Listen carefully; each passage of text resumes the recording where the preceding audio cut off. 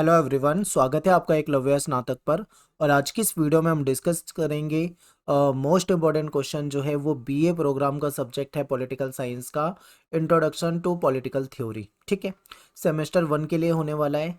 One short video है, इसमें मैं आपको प्रीवियस ईयर के इंपॉर्टेंट क्वेश्चन कराने वाला हूँ और मोस्टली यही क्वेश्चन आपके एग्जाम में आएंगे। ठीक है, ये रिपीट हो जाते हैं ज़्यादातर क्वेश्चन और आपको बहुत ध्यान से देखना है क्योंकि यही क्वेश्चन आपके एग्जाम में आएंगे। अगर आप इसको पहले से ही तैयार करके जाते हो तो आप आराम से पेपर में कर दोगे, अच्छे मार्क्स से आप पास हो जाओगे। ठीक है, और ये सारे के सारे क्वेश्चन जो है इंपॉर्टेंट क्वेश्चन है। एक बार आप अपनी स्क्रीन पे देखिए, ये जो क्वेश्चन आप देख रहे हो ये सारे वो क्वेश्चन है जो आपके एग्जाम में आए हुए हैं, प्रीवियस ईयर के क्वेश्चन पेपर में से लिए हैं मैंने। ठीक है, एक बार आप देख लीजिए, ये भी क्वेश्चन पेपर है प्रीवियस ईयर का और ये भी क्वेश्चन पेपर है प्रीवियस ईयर का। ठीक है, तो ये कुछ इंपॉर्टेंट क्वेश्चन है, इसी में से जो क्वेश्चन बार बार रिपीट हो रहे हैं मैं आपको वो कराने वाला हूँ। ठीक है, तो एक बार आप यूनिट अगर देखना चाहते हैं तो यूनिट के लिए कोर्स बनाया हुआ है मैंने कंप्लीट, जिसमें आपको पॉलिटिकल साइंस का ये जो आपका राजनीतिक सिद्धांत क्या है, ठीक है, स्वतंत्रता इसका अर्थ, इसमें फिर आपकी सकारात्मक नकारात्मक जो स्वतंत्रता होती है, ठीक है, स्वतंत्रता पे विभिन्न जो विद्वान हैं उनके विचार वगैरह। ठीक है, तो ये सारी चीज़ें मैं करा चुका हूँ। तो आपको मैं इसका लिंक दे दूंगा डिस्क्रिप्शन बॉक्स में, कमेंट में, टेलीग्राम में, हर जगह। आप वहां से जाकर कम से कम आपके पास टाइम कम है तो आप पहली यूनिट को तो अच्छे से देख के जाना। ठीक है, इसके जो 2 पार्ट मैंने करा रखे हैं इन 2 को तो जरूर देख कर जाना है आपको। तो चलिए स्टार्ट करते हैं इंपॉर्टेंट क्वेश्चन को।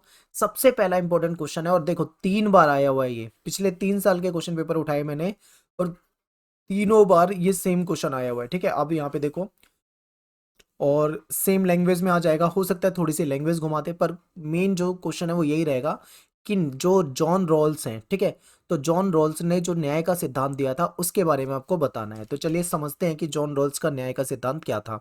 तो ये थोड़ा टेक्निकल टाइप का क्वेश्चन है, आसानी से आपको समझने के लिए बहुत ध्यान से समझना पड़ेगा। ठीक है, वरना आपको समझ में नहीं आएगा। तो चलिए देखते हैं। अब बात करते हैं कि जो पहले समझते हैं हम कि रॉल्स जो थे वो कौन थे। ठीक है, तो जॉन रॉल्स जो है एक अमेरिकी दार्शनिक यानी कि एक अमेरिकन फिलोसोफर थे। इन्होंने एक बुक लिखी थी 1971 में, इसका नाम था अ थ्योरी ऑफ जस्टिस, यानी कि जस्टिस का जो सिद्धांत होता है, ठीक है, यानी कि जो न्याय का सिद्धांत होता है, इस पे इन्होंने एक बुक लिखी थी। ठीक है, रॉल्स का जो मुख्य लक्ष्य था, यानी इनकी जो बुक है वो क्या बताती है, उसका मुख्य लक्ष्य क्या था। मुख्य लक्ष्य यही था कि एक ऐसा समाज बनाना जहां सभी लोगों के साथ न्याय हो और निष्पक्षता हो, यानी किसी भी व्यक्ति के साथ कोई भी भेदभाव नहीं होना चाहिए। ठीक है, और किसी भी व्यक्ति के साथ किसी भी प्रकार का अन्याय नहीं होना चाहिए, यानी कि एक ऐसा समाज बनाने की ये बात करते हैं। बिल्कुल सिंपल है, आगे चलते हैं। रॉल्स का मूल विचार जो है उसको समझते हैं। तो रॉल्स का जो मूल विचार है ये न्याय और निष्पक्षता की बात करता है, जो कि अभी हमने थोड़ी देर पहले पढ़ा है। ठीक है, रॉल्स क्या कहते हैं, रॉल्स कहते हैं कि न्याय तभी न्याय है जब वो सभी के लिए निष्पक्ष हो, यानी कि सभी के लिए, यहां से पता है क्या मतलब है, ये कहना चाहते हैं कि चाहे अमीर वर्ग हो या गरीब वर्ग हो, ठीक है, चाहे समाज का कोई भी तबका हो, समाज का कोई भी वर्ग हो, अगर न्याय सबको मिल रहा है और निष्पक्ष रूप से मिल रहा है, यानी किसी के साथ न्याय के मामले में अगर कोई भेदभाव नहीं हो रहा है, तो तभी वो न्याय कहलाएगा। ठीक है, अगर मान लो न्याय केवल अमीरों को मिल रहा है, गरीब लोगों को नहीं मिल पा रहा है, यानी कि निष्पक्षता नहीं है, तो क्या वो न्याय कहलाएगा? आप कहोगे बिल्कुल नहीं कहलाएगा। तो यही बात कहते हैं रोल्स। ठीक है, यानी कि इसका अर्थ क्या हुआ, ये कहते हैं कि ना तो किसी के साथ ज्यादा पक्षपात होना चाहिए और ना ही किसी के साथ कम पक्षपात होना चाहिए। ठीक है, सबको न्याय मिले, ठीक है, सबको निष्पक्ष न्याय मिले, ऐसी ये बात करते हैं। फिर थर्ड पॉइंट है हमारा कि न्याय तय करने की इन्होंने 2 इमेजिनेशन बताई, यानी कि देखो इनका जो सिद्धांत है ना, थोड़ा काल्पनिक सिद्धांत है। रियलिटी में हो सकता है ये चीज पॉसिबल ना हो, क्योंकि इनके सिद्धांत की आलोचना भी करी है अमर्त्य सेन ने और अन्य विद्वानों ने। ठीक है, लास्ट में हम थोड़ा सा आलोचना को भी समझेंगे, लेकिन अभी हम समझ लेते हैं कि सिद्धांत क्या है। तो जॉन रॉल्स का जो न्याय का सिद्धांत है ये थोड़ा सा इमेजिनेशन, कल्पनाओं पर आधारित है। तो इसके लिए हम 2 स्थिति बताते हैं। रॉल्स कहते हैं कि 2 स्थिति है। पहली स्थिति है जिसको कहा गया है मूल स्थिति, यानी ओरिजिनल पोजीशन। ठीक है, पहली स्थिति को समझते हैं पहले। तो ये एक कल्पना है जिसमें हम ये सोचते हैं कि लोग जो है मिलकर समाज के नियम बनाएंगे। ठीक है, हमने मान लो, आप ऐसा मान लीजिए कि लोग जो है वो मिलकर समाज के लिए नियम बना रहे हैं। ठीक है, इस स्थिति में सभी लोग जो है समान माने जाते हैं, यानी सभी लोगों को क्या माना जाएगा, समान माना जाएगा, क्योंकि सभी लोग मिलकर नियम बना रहे हैं और सभी जिनके लिए बना रहे हैं उनको भी समान माना जाएगा। ठीक है, यहाँ पे सभी स्वतंत्र हैं, सभी लोग तर्कसंगत है, यानी कि अपने बारे में अच्छा बुरा जो है वो सोच सकते हैं, सभी लोग अपना तर्कसंगत होते हैं। ठीक है, ऐसा मान के चल रहे हैं, किसी के पास कोई विशेष शक्ति नहीं है, सबको बराबर मान के चल रहे हैं। तो ऐसे में इसका उद्देश्य क्या है, ये जो इमेजिनेशन इन्होंने करी है, इसका उद्देश्य क्या होता है, लोग बिना पक्षपात के नियम बनाएंगे। ठीक है, यानी कि जब सभी लोग बराबर होंगे, समाज में सबको बराबर माना जाएगा, तो ऐसे में जो रूल्स बनाएंगे तो वो सबके लिए समान बनेंगे, ऐसा इन्होंने मान लिया है। ठीक है, ये हो जाती है पहली कंडीशन, यानी मूल स्थिति कहा जाता है। अब दूसरी स्थिति इन्होंने बताई है, इसको कहा जाता है अज्ञान का पर्दा या अज्ञानता का घूंघट। ठीक है, अलग अलग नामों से जाना जाता है, या फिर इंग्लिश में आप देखो तो इसको वेल ऑफ इग्नोरेंस कहा जाता है। अब ये दूसरी जो इमेजिनेशन है, दूसरी जो कंडीशन है, इसको बहुत गहराई से समझना है। पहली तो आपने समझ ली, पहली में हमने क्या समझा कि सभी बराबर हैं। ठीक है, सभी लोग मिलकर समाज के लिए नियम बनाएंगे और लोग जो है समाज के वो स्वतंत्र हैं, तो ये हमने समझा। दूसरी कंडीशन बिल्कुल डिफरेंट है, इसमें अज्ञान का पर्दा का मतलब क्या है, यानी समाज के जो नियम है, नियम बनाते समय किसी व्यक्ति को ये पता नहीं है कि आगे चलकर वो क्या होगा, हो सकता है वो अमीर हो या गरीब हो, उसको नहीं पता, वो पुरुष बनेगा महिला होगा उसको नहीं पता, ऊंची जाति या निम्न जाति का होगा उसको नहीं पता, कमजोर होगा या शक्तिशाली होगा उसको नहीं पता, पढ़ा लिखा होगा या अशिक्षित होगा उसको बिल्कुल नहीं पता, यानी नौकरी वाला होगा या बेरोजगार होगा उसको नहीं पता। यानी कि इसमें क्या है, इसमें ये मान लिया गया है कि समाज का नियम जब बना रहे हैं हम, तो हमको ये नहीं पता है कि हमारी क्या कंडीशन होगी, हम पढ़े लिखे होंगे या अमीर होंगे या गरीब होंगे, हम किस जाति के होंगे, हमको कुछ नहीं पता। अगर हमको कुछ नहीं पता होगा तो क्या होगा, हम निष्पक्ष होकर क्या बनाएंगे, रूल्स बनाएंगे या कानून बनाएंगे या नियम बनाएंगे। ठीक है, अब यहाँ पे एक चीज सोचो, थोड़ा सा ना आप इससे डिफरेंट सोचो। मान लो आपको पावर दे दी जाती है, ठीक है, आपको स्टेट का हेड बना दिया जाता है और आपको पावर दे दी जाती है कि आप कानून बनाओ। अब आपको पता है कि आपकी क्या स्थिति है, आप किस जाति के हो, आपका जेंडर क्या है, आपका धर्म क्या है, आपके समाज में स्थिति क्या है। ठीक है, आप पढ़े लिखे हो या अशिक्षित हो आप पहले से जानते हो, आप रोजगार में हो या बेरोजगार हो ये भी आप पहले से जानते हो, यानी आप अपने बारे में सब कुछ पहले से जानते हो, आपके पास क्या पावर है आपको पहले से पता है। तब आप जो कानून बनाओगे तो कहीं ना कहीं आप निष्पक्ष होकर कानून नहीं बनाओगे, ये सिद्धांत ऐसे बोल रहा है। क्यों? क्योंकि जब हमको पहले से ही पता होगा कि समाज में हमारी क्या स्थिति है, तो कहीं ना कहीं हम ऐसा कानून बनाएंगे जो हमारे समाज का हित करेगी। ठीक है, यानी हमारे जो खुद के लोग होंगे उसका हित करेगी। आप देखते हो ना कई बार क्या होता है कि किसी जात जहाँ पे जाति वाली सरकारें होती हैं, किसी पर्टिकुलर जाति की सरकार होती है, वो अपनी जाति के लोगों का ही भला करना चाहती है। ठीक है, उनके लिए ही रूल बनाती है, कहीं ना कहीं उनको ही नौकरी में फिट कर लेती है। तो ऐसा आपने देखा होगा। क्यों? ये निष्पक्षता नहीं होती है। जब हमें पहले ही पता होगा तो हम अपना फायदा देखते हैं। मनुष्य का जो स्वभाव होता है वो थोड़ा लालची होता है, थोड़ा मतलब अपने बारे में सोचने वाला व्यक्ति होता है, व्यक्ति स्वार्थी भी होता है, तो इसलिए ऐसा कहा जाता है। तो इन्होंने क्या करा, इन्होंने एक पर्दा डाल दिया, यानी कि हमको पता ही नहीं है कि हमको क्या मिलने वाला है। तो इसलिए हम क्या करेंगे, हम ऐसा कानून बनाएंगे जो बिल्कुल निष्पक्ष होगा। ठीक है, यानी कि इसका नतीजा क्या होगा, इसका नतीजा ये होगा कि हर व्यक्ति ऐसे नियम बनाएगा जो सबके लिए सही हो, क्योंकि वो खुद भी किसी भी स्थिति में हो सकता है। ठीक है, आई होप आपको समझ में आया होगा। नया अगर आपको नहीं समझ में आया है तो मैं आपको एक और एग्जांपल देता हूं। मान लीजिए आपको कोई आप मान लो कोई बिल्डर हो, ठीक है, आपको फ्लैट बनाने हैं। अब आपको मान लो कोई पैसा दे देता है आपको, कोई 10 करोड़ रुपए दे देता है या 20 करोड़ रुपए, जो भी आप एक अमाउंट मान लो, बोल देता है कि आप 5 फ्लैट बना दो। ठीक है, यानी आपको एक अमाउंट मिल गया, 5 फ्लैट बना दो, और आपसे ये बोल दिया कि एक फ्लैट आपको मिल जाएगा, बाकी 4 फ्लैट किसी दूसरे को मिल जाएंगे। अब आपके दिमाग में अब ये बैठ गया है कि एक फ्लैट मुझे मिलेगा, बाकी 4 किसी और को मिलेंगे। अगर मान लो ये 5 फ्लैट जो हैं आपको जो बनाने हैं, इसमें से आपको पहले ही पता लग जाए कि आपको ये वाला फ्लैट मिलने वाला है, तो आप क्या करोगे, इसको बहुत अच्छा बनाओगे, इसमें ज़्यादा अच्छा माल मटेरियल लगाओगे, इसमें ज़्यादा पैसा खर्च कर दोगे, इसको बेहतरीन लग्जरी हर तरीके से बेहतर बनाओगे, मजबूत बनाओगे। बाकी को आप थोड़ा कमजोर भी बना दोगे तो कोई फर्क नहीं पड़ेगा। क्यों? क्योंकि आपके दिमाग में एक चीज होगी कि यार ये तो हमको मिलना ही नहीं है, ये तो किसी और को मिलना है। ठीक है, ये नॉर्मली ऐसा होता है, इंसान का नेचर ही ऐसा होता है कि वो खुद का हित पहले चाहता है। तो यहाँ पे हमने क्या समझा, हमको अगर पहले से पता है कि हमको ये चीज मिलने वाली है तो हम उसको ज्यादा बेहतर बनाएंगे। ठीक है, लेकिन अगर मान लो आपको पता ही नहीं है, कि आपको ये तो पता है कि 5 फ्लैट बनाने हैं, लेकिन 5 में से कोई भी एक आपको मिल सकता है, अब आपको ये नहीं पता कि इन पांचों में से कौन सा आपको मिलेगा, तो आप क्या करोगे? आप सभी फ्लैट को बेहतरीन बनाओगे, सभी को एक जैसा बनाओगे, मजबूत बनाओगे, अच्छा बनाओगे। क्यों? क्योंकि आपको पता ही नहीं है कि कौन सा मिलने वाला है। हो सकता है आपको ये वाला मिल जाए, ठीक है, हो सकता है मिल जाए। अगर आपने सबको एक जैसा बनाया होगा तो आपको अच्छा ही मिलेगा। तो वही सेम चीज यहाँ पे है, यानी हर व्यक्ति ऐसे नियम बनाएगा जो सबके लिए सही होंगे, क्योंकि वो खुद ही नहीं जानता कि वो किस स्थिति में होगा। तो इसको कहा जाता है अज्ञानता का पर्दा, ठीक है। यानी कि यहाँ पे इसने दो इमेजिनेशन कर लिया है, वही हमने समझ लिया। आई होप आपको इतना समझ में आ गया होगा। अब रॉल्स के दो मुख्य न्याय के सिद्धांत जो है, इसमें पहला सिद्धांत जो है वो समान स्वतंत्रता की बात करता है, और दूसरा सिद्धांत जो है वो सामाजिक आर्थिक असमानताओं का सिद्धांत है। इसके दो पार्ट है, यानी दो हिस्सों में डिवाइडेड है, ठीक है। हम एक एक करके इनको समझेंगे। सबसे पहले हम बात कर लेते हैं पहले सिद्धांत की। तो पहला सिद्धांत जो है इसको कहा जाता है समान स्वतंत्रता का सिद्धांत, ठीक है। इसमें इक्वल माना जाता है। तो इसको देखेंगे अगर हम एक बार समझते हैं।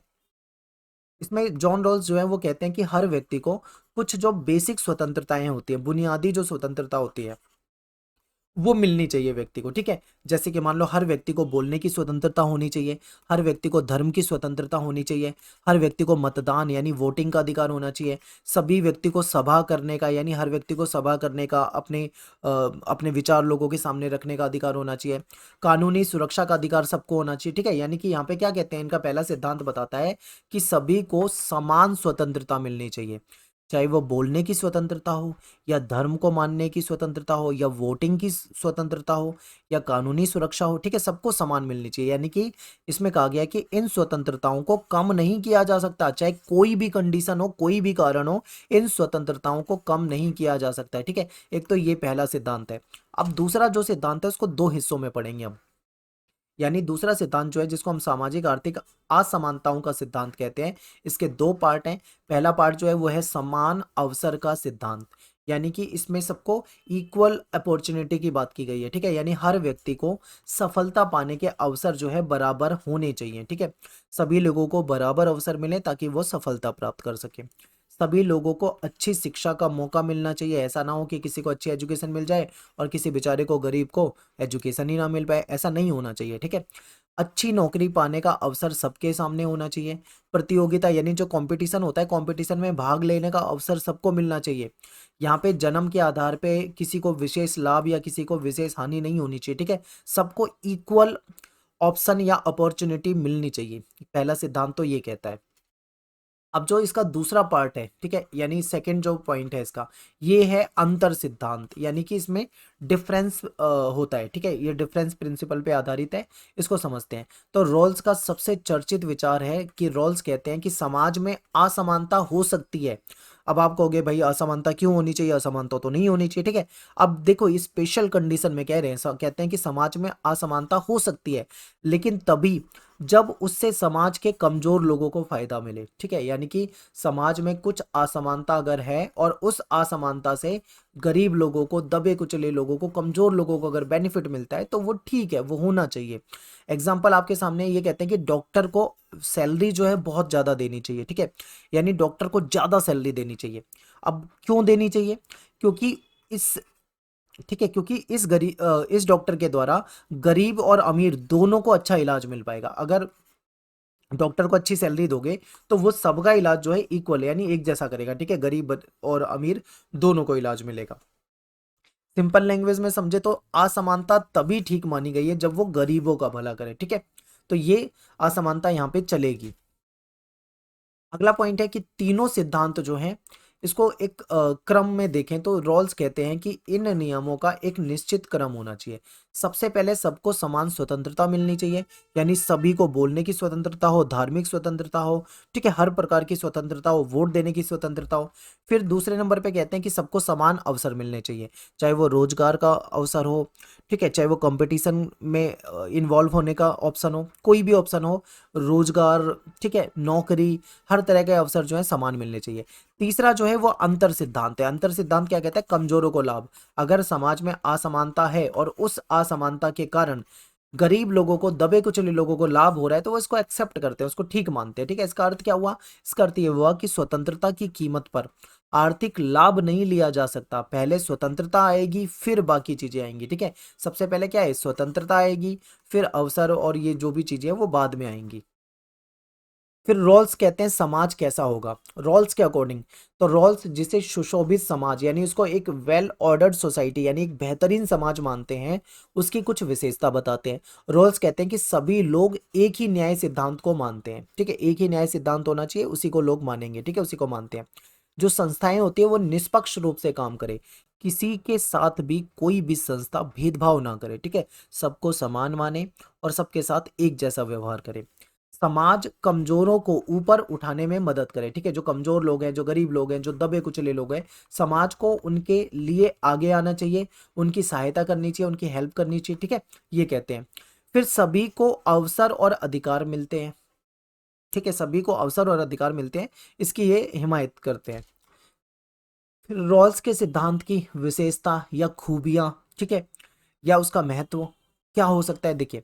तो रॉल्स का सिद्धांत कहता है अत्यंत निष्पक्ष और तर्कसंगत मॉडल है, ठीक है, निष्पक्षता की बात करता है और गरीबों और कमजोरों की रक्षा करता है। इनका सिद्धांत आधुनिक लोकतांत्रिक राज्यों के सिद्धांत से मेल खाता है, क्योंकि आज के समय में जो लोकतांत्रिक राज्य होते हैं, जो लोकतांत्रिक सरकार होती है, वो भी कहीं ना कहीं निष्पक्षता से काम करते हैं, ठीक है, कमजोरों की हेल्प करती है, क्योंकि वो कल्याणकारी राज्य की तरह काम करते हैं, ठीक है। फिर पूंजीवाद और समाजवाद के बीच में भी संतुलन बनाने का प्रयास करता है ये, और समान अवसर और सामाजिक न्याय पे जोर देता है। तो ये इनके सिद्धांत की खूबियां है। लेकिन क्या इनके सिद्धांत में कुछ कमियां हैं? तो आप कहोगे यस, कोई भी सिद्धांत परफेक्ट नहीं होता, कमियां उसके अंदर कुछ ना कुछ होती है, कुछ ना कुछ उसके अंदर खूबियां यानी विशेषताएं भी होती हैं। तो चलिए कमियों को देखते हैं।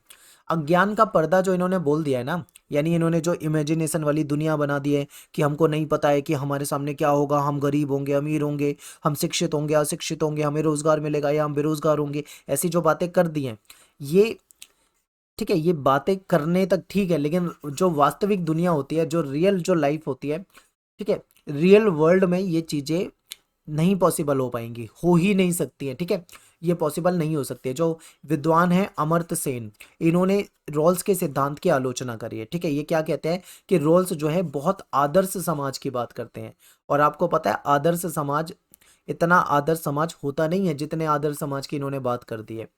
फिर दूसरे जो समुदायवाद विचारधारा जो है, ये भी इसकी आलोचना करती है।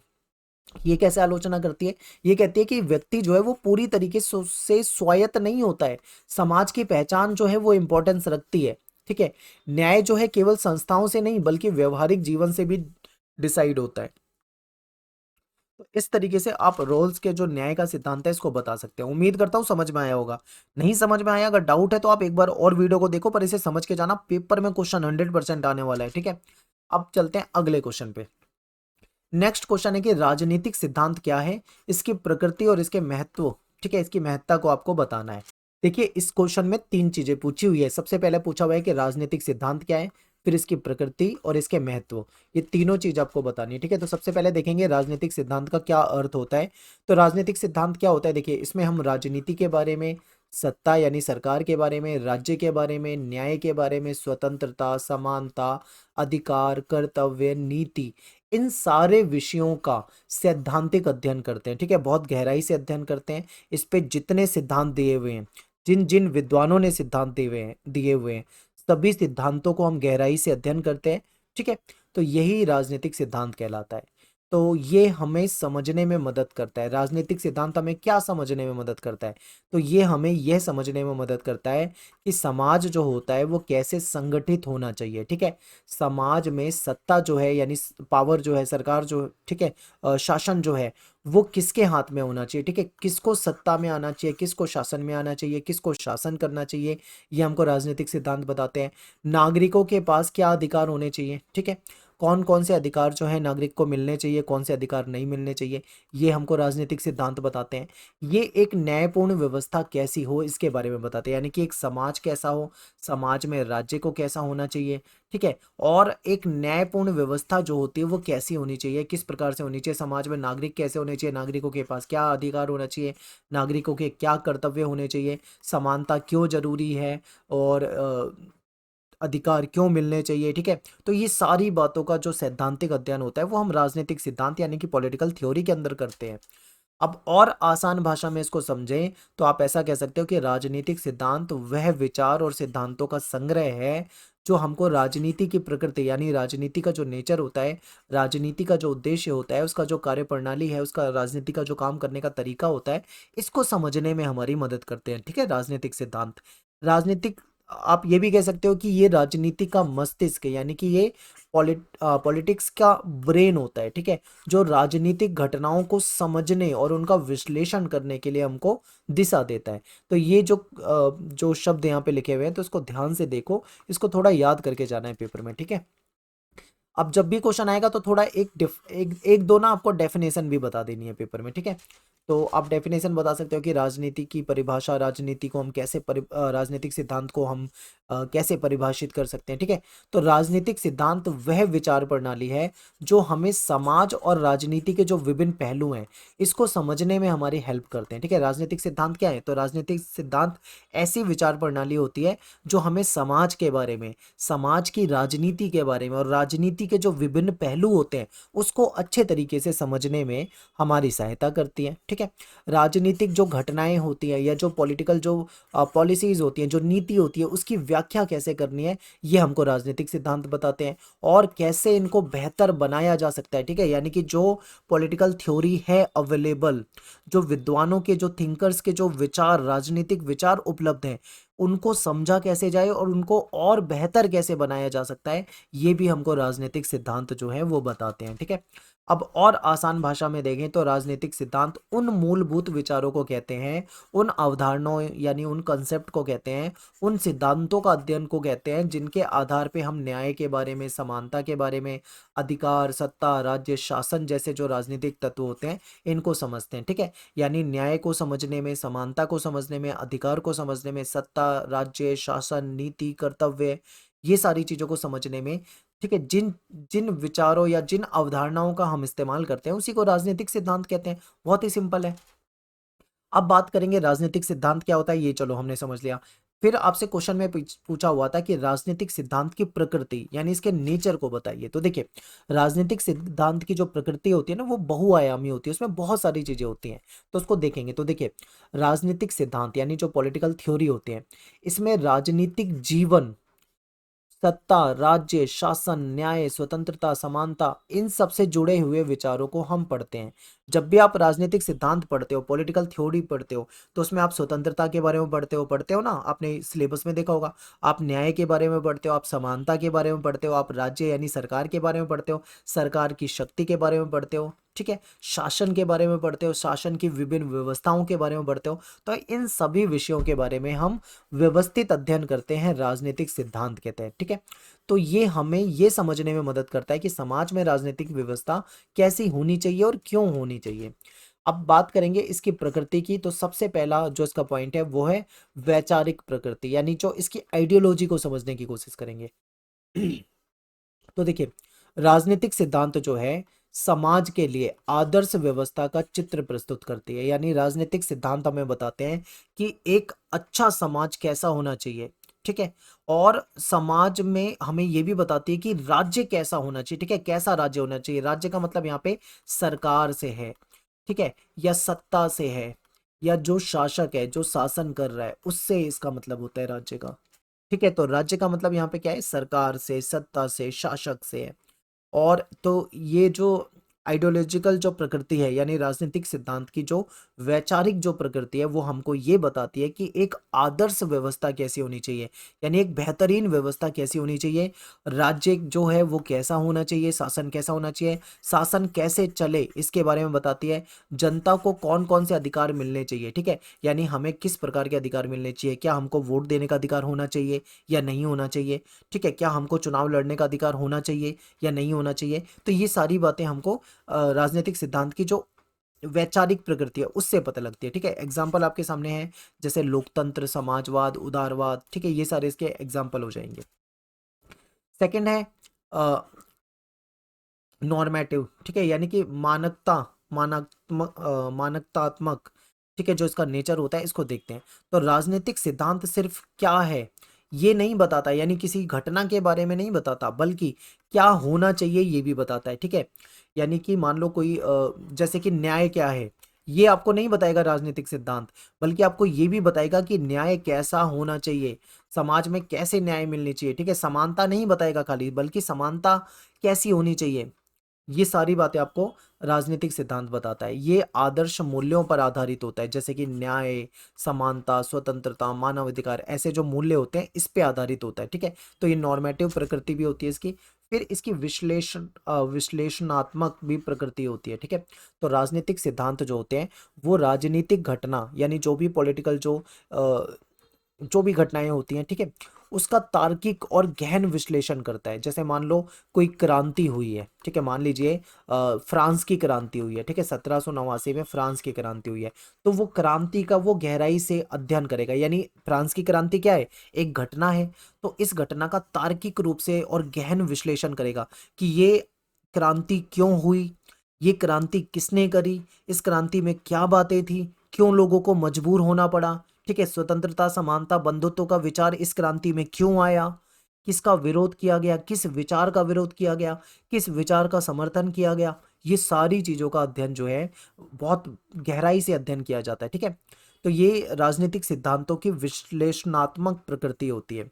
ये हमेशा आप क्वेश्चन पूछती है, ठीक है, कि सत्ता कैसे काम करती है, राज्य की भूमिका क्या होती है, नागरिक और सरकार के संबंध कैसे होने चाहिए, नागरिकों को क्या अधिकार मिलने चाहिए, सरकार को कौन से अधिकार जनता को नहीं देने चाहिए, ठीक है, चुनाव की व्यवस्था कैसी होनी चाहिए। सैकड़ों क्वेश्चन होते हैं जो राजनीतिक सिद्धांत में पूछे जाते हैं। फोर्थ है आपका दार्शनिक, यानी इसकी फिलोसफी पे आधारित भी प्रकृति होती है, नेचर होता है, ठीक है। यानी राजनीतिक सिद्धांत के आधार में दार्शनिक सोच होती है। जो विभिन्न विद्वान हैं, ठीक है, जिन्होंने, जैसे अरस्तु हो गए, प्लेटो हो गए, सुकरात हो गए, रूसो हो गए, मिल हो गए, ठीक है, या फिर आप रॉल्स को मान लीजिए, बहुत मतलब बहुत थिंकर्स, बहुत विद्वान हुए हैं जिन्होंने अपने अपने दर्शन यानी अपने अपने फिलोसफी दी है, ठीक है। तो ये जीवन, समाज और नैतिकता से जुड़े बड़े प्रश्नों को समझने का प्रयास करता है। कहने का मतलब है जीवन क्यों जरूरी है, ठीक है, जीवन हमें क्यों मिला है, जीवन में कौन कौन सी स्वतंत्रता होनी चाहिए, समाज कैसे बना, समाज के क्या गुण होते हैं, समाज में क्या होना चाहिए, समाज में क्या नहीं होना चाहिए, नैतिकता के बारे में, ये बड़े बड़े जो क्वेश्चंस होते हैं, प्रश्न होते हैं, उसको समझने की कोशिश करती है। एग्जाम्पल आप इन सभी विद्वानों के विचारों को देख सकते हो, ये भी कहीं ना कहीं दर्शन शास्त्र से जुड़े हुए हैं। फिर इसकी अनुभवजन्य प्रकृति भी होती है, यानी आधुनिक राजनीतिक सिद्धांत जो है वो वैज्ञानिक तरीकों का इस्तेमाल करते हैं, जैसे सर्वे करते हैं, आंकड़े इकट्ठा करते हैं, फिर उन आंकड़ों का विश्लेषण करते हैं, फिर विश्लेषण के बाद उन आंकड़ों को तुलना करते हैं, यानी अलग अलग देशों के आंकड़ों को मिलाते हैं, फिर उनके बीच में कंपेयर करते हैं। तो आज के समय में जो राजनीतिक सिद्धांत है वो वैज्ञानिक हो चुके हैं, ठीक है, वैज्ञानिक तरीकों पे आधारित है। तो इसके आधार पे आप कह सकते हो कि राजनीतिक व्यवहार और जो संस्था है इसको समझा जाता है, ठीक है। यानी कि अब जो नए सिद्धांत आए हैं उसमें वैज्ञानिकता के आधार पे भी चीजों को समझा जाता है। तो ये अनुभवजन्य भी होता है, व्यवहारवादी भी होता है, ठीक है, वैज्ञानिक भी होता है। फिर नेक्स्ट है कि बहुआयामी प्रकृति, यानी राजनीतिक सिद्धांत है ना, इसकी प्रकृति जो होती है वो बहुआयामी होती है, यानी इसमें समाजशास्त्र, अर्थशास्त्र, इतिहास, मनोविज्ञान, सबसे ज्ञान लिया जाता है, यानी सबका इस्तेमाल हो जाता है। तो ये बहुत ज्यादा व्यापक और गहन बन जाता है, ठीक है। तो ये था हमारा प्रकृति। अब नेक्स्ट है राजनीतिक सिद्धांत का महत्व। तो राजनीतिक सिद्धांत क्यों इंपॉर्टेंट है, क्या उसका महत्व है। तो समाज और राजनीति को समझने में कहीं ना कहीं राजनीतिक सिद्धांत जो होते हैं मदद करते हैं, ठीक है। तो राजनीतिक सिद्धांत हमको ये समझने में सहायता करते हैं कि समाज और राजनीति जो है वो कैसे काम करते हैं, और किसी राजनीतिक डिसीजन यानी कोई निर्णय जो है, उस अगर कोई राजनीतिक निर्णय लिया जाता है या मान लो सरकार कोई कानून बना देती है तो उसका जनता पे क्या प्रभाव पड़ता है, ठीक है, इसका जो अध्ययन होता है वो राजनीतिक सिद्धांत में किया जाता है। तो ये इसका महत्व हो जाएगा। फिर ये न्याय, समानता, अधिकार और लोकतंत्र की व्याख्या करता है। राजनीतिक सिद्धांत हमको बताता है कि न्याय, अधिकार, लोकतंत्र और नागरिकता जैसी जो कंसेप्ट है ये कैसे लागू होते हैं, ठीक है, इसके बारे में हमें जो सिद्धांत होते हैं ये बताते हैं। तो ये भी इसकी सिग्निफिकेंस है, यानी इसका महत्व है। थर्ड पॉइंट है कि बेहतर निर्णय लेने की दिशा प्रदान करता है, यानी राजनीतिक सिद्धांत ये स्पष्ट करते हैं कि कौन सा निर्णय समाज के लिए सही होगा और कौन सा निर्णय जो है वो सही नहीं होगा। ठीक है, ये जो निर्णय है इसको संगठित और औपचारिक रूप देता है। तो जो हमारी सरकारें डिसीजन लेती है ना, वो भी कहीं ना कहीं राजनीतिक सिद्धांतों को ध्यान में रखती हैं। ठीक है, वो राजनीतिक सिद्धांतों को ध्यान में रखकर कहीं ना कहीं पॉलिसी का निर्माण करती हैं और उसको लागू करती हैं। वो ये भी देखते हैं कि अगर हम ये कानून लेकर आएंगे तो समाज पे इस कानून का क्या प्रभाव पड़ेगा, किन लोगों को इस कानून का लाभ होगा और किन लोगों को इस कानून से दिक्कत हो सकती है। ठीक है, सभी चीज पे सरकारें विचार करती है। फिर नेक्स्ट है समय, संस्कृति और समाज के अनुसार विचारों का विकास। आपको पता है राजनीतिक सिद्धांत हमको ये समझने में सहायता करते हैं कि जो राजनीतिक विचार होते हैं ना, ये समय, संस्कृति और समाज के अकॉर्डिंग बदलते रहते हैं। आज से 500 साल पहले किसी थिंकर ने कोई विचार दिया हो तो जरूरी नहीं है वो आज भी लागू हो, क्योंकि हो सकता है उसने उस समय के समाज के हिसाब से वो विचार दिया होगा। आज के समय के समाज में हो सकता है वो विचार इम्प्लीमेंट ही ना हो पाए या फिर उसको सही ना माना जाता हो, तो ये भी हो जाता है। ठीक है, फिर अगला है पांचवा पॉइंट कि समाज में नियम, कानून और नीति का निर्माण। राजनीतिक सिद्धांत ऐसे नियम और नीति बनाने में मदद करते हैं जो समाज के हित में हो, यानी कि ऐसे सरकारों को मतलब ऐसी पॉलिसी बनाने के लिए मोटिवेट करते हैं या उत्प्रेरित करते हैं जिससे जो समाज को फायदा पहुंचाए। ठीक है, कहीं ना कहीं सुरक्षित और मानवीय बनाए, ऐसे सिद्धांतों को लागू करने की बात करते हैं। फिर नागरिकों और राज्य के संबंध को समझना, यानी राजनीतिक सिद्धांत जो होते हैं वो कहीं ना कहीं हमें जनता और सरकार के बीच में जो संबंध है उसको समझने में सहायता करते हैं। तो राजनीतिक सिद्धांत बताते हैं कि नागरिकों के अधिकार, कर्तव्य क्या हैं और राज्य की सीमाएं क्या हैं, यानी सरकार के पास कितनी पावर है, कहाँ पे सरकार की पावर कम हो सकती है, ठीक है, कम होती है, कहाँ पे सरकार को झुकना पड़ता है, वो सारी बातों के बारे में हमें राजनीतिक सिद्धांत से पता लगता है। सत्ता का प्रयोग और दुरुपयोग की पहचान, सत्ता का सही प्रयोग क्या है और कहाँ पे सरकार अपनी शक्तियों का दुरुपयोग करती है और उस दुरुपयोग को कैसे रोका जाएगा। ठीक है, ये सारी बातों की समझ हमें राजनीतिक सिद्धांतों से होती है। आज के समय में जो समाज में जटिल समस्याएं आ रही हैं, तो ऐसी जो जटिल समस्या हैं, चाहे वो धार्मिक हो या दार्शनिक दृष्टिकोण से हो, ठीक है, उसको मतलब कहने का मतलब है कि जो आज के समय में समाज की जो समस्याएं हैं ना, उसको धार्मिक और दार्शनिक दृष्टिकोण से नहीं समझा जा सकता हमेशा।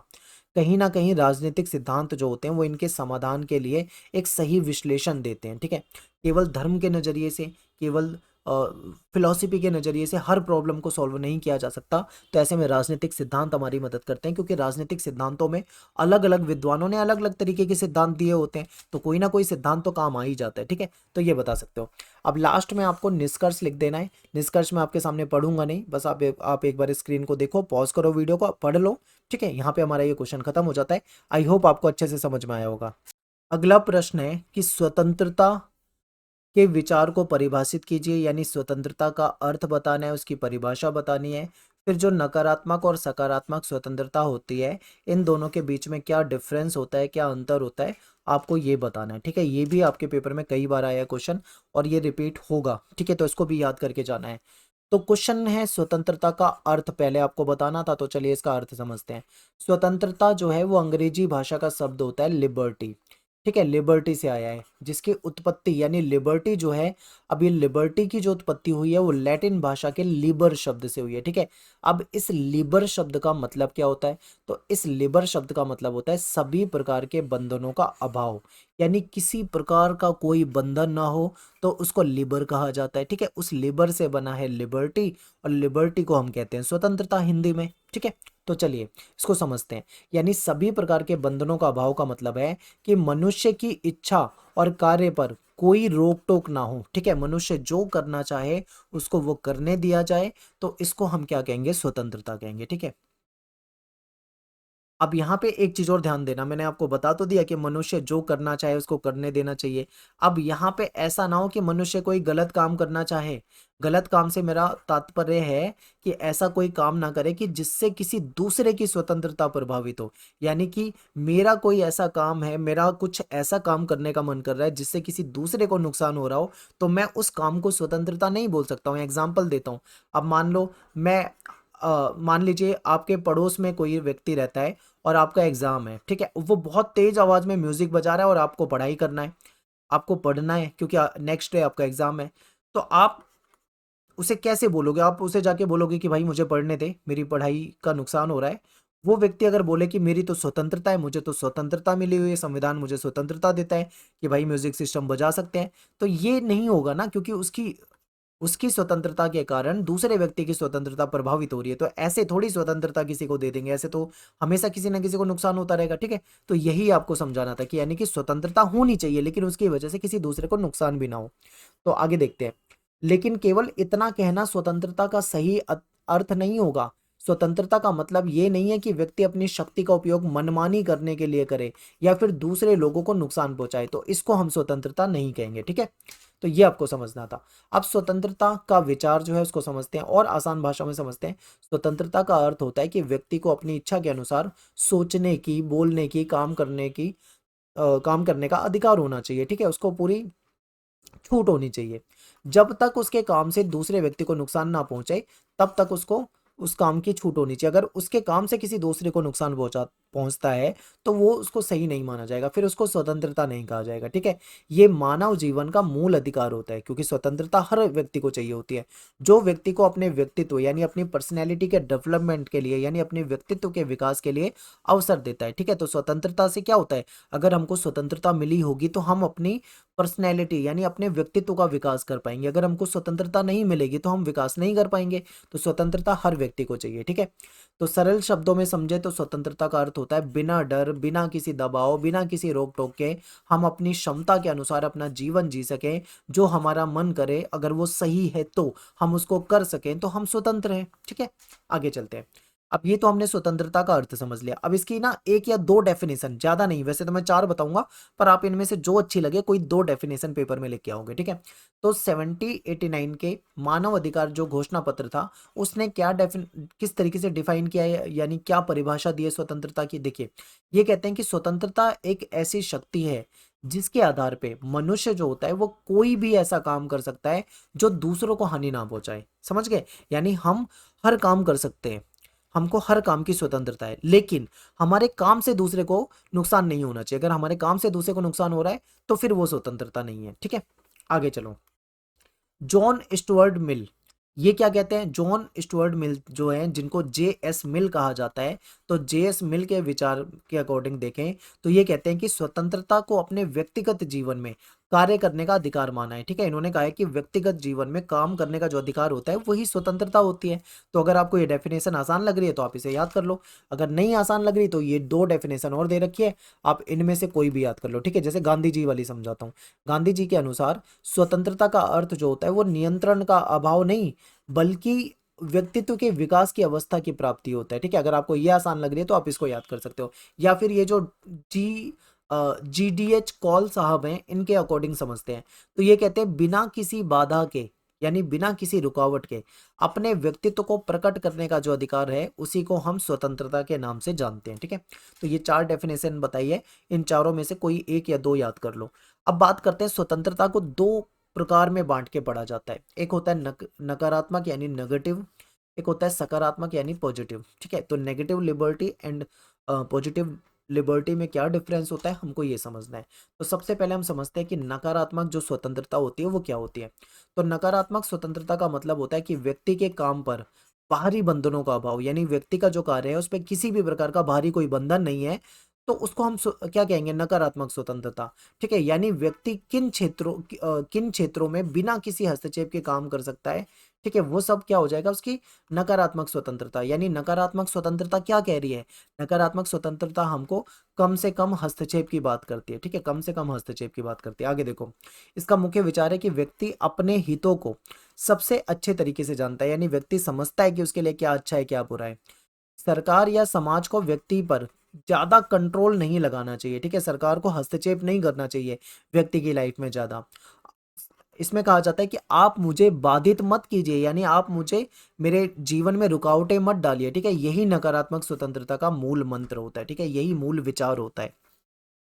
तो यहाँ पे आपने क्या समझा, यानी जो नकारात्मक स्वतंत्रता है ये बात करती है कि सरकार को व्यक्ति के यानी लोगों के जो स्वतंत्रता होती है उसमें ज्यादा हस्तक्षेप नहीं करना चाहिए, उनको जो मन करे वो करने देना चाहिए, क्योंकि ये मान लेती है कि व्यक्ति समझदार होता है, वो अपने हितों के बारे में अच्छे से जानता है, उसको पता है उसके लिए क्या अच्छा है क्या बुरा है। ठीक है, तो सरकार को ज्यादा हस्तक्षेप नहीं करना चाहिए, लोगों को ज़्यादा हस्तक्षेप नहीं करना चाहिए, ऐसा मानती है। इसके समर्थक कौन है? जो हॉब्स हैं, लॉस्क हैं, मॉन्टेस्क्यू हैं, बेंथम है, स्पेंसर हैं, जेएस मिल हो गए, हैयक हो गए, पॉपर हो गए, ये सारे जो आपको विदेशी विद्वान दिख रहे हैं, ये सारे के सारे विद्वान इस चीज़ को सही मानते हैं, यानी ये नकारात्मक स्वतंत्रता की कहीं ना कहीं पक्षधर है। ठीक है, अब यहाँ पे हॉब्स, तीनों के दृष्टिकोण को देख लेते हैं, एक बार हॉब्स के दृष्टिकोण को देखते हैं। हॉब्स कहते हैं कि स्वतंत्रता, जो आज़ादी जो है, लिबर्टी जो है, वो हर व्यक्ति का व्यक्तिगत मामला है, पर्सनल मामला है, ठीक है, निजी मामला है। व्यक्ति को वह सब करने की स्वतंत्रता है जिसकी कानून अनुमति देता है, यानी कानून जिस चीज की परमिशन दे रहा है व्यक्ति को, व्यक्ति वो सारे काम कर सकता है। कानून जहां मौन है वहां स्वतंत्रता है, यानी कानून जब शांत है तो समझो स्वतंत्रता है, सब कुछ सही है। बेंथम क्या कहते हैं? बेंथम कहते हैं कि कानून और स्वतंत्रता दोनों एक दूसरे के विरोधी हैं, लेकिन उपयोगिता के संतुलन से स्वतंत्रता सुरक्षित रहती है। कानून और स्वतंत्रता को एक दूसरे को का विरोधी बता दिया है इन्होंने, ठीक है, लेकिन कहीं ना कहीं उपयोगिता होती है, यूटिलिटी होती है, जिसके कारण स्वतंत्र, एक मतलब आप ये लगा लो, स्वतंत्रता और कानून के बीच में एक संतुलन बना रहता है। फिर कहते हैं कि कानून तब उचित है जब वह सामाजिक कल्याण को बढ़ाए, ठीक है, कानून तभी सही माना जाएगा जब वो समाज के कल्याण को बढ़ावा देता है। फिर तीसरे विचारक हैं हैयक और पॉपर, इन दोनों के विचार को भी देख लो। ये कहते हैं स्वतंत्रता को कि स्वतंत्रता जो है वो बंधनों का अभाव है, यानी किसी प्रकार का कोई बंधन नहीं, किसी प्रकार की कोई रुकावट नहीं, किसी प्रकार का कोई हस्तक्षेप नहीं, तो वो स्वतंत्रता है।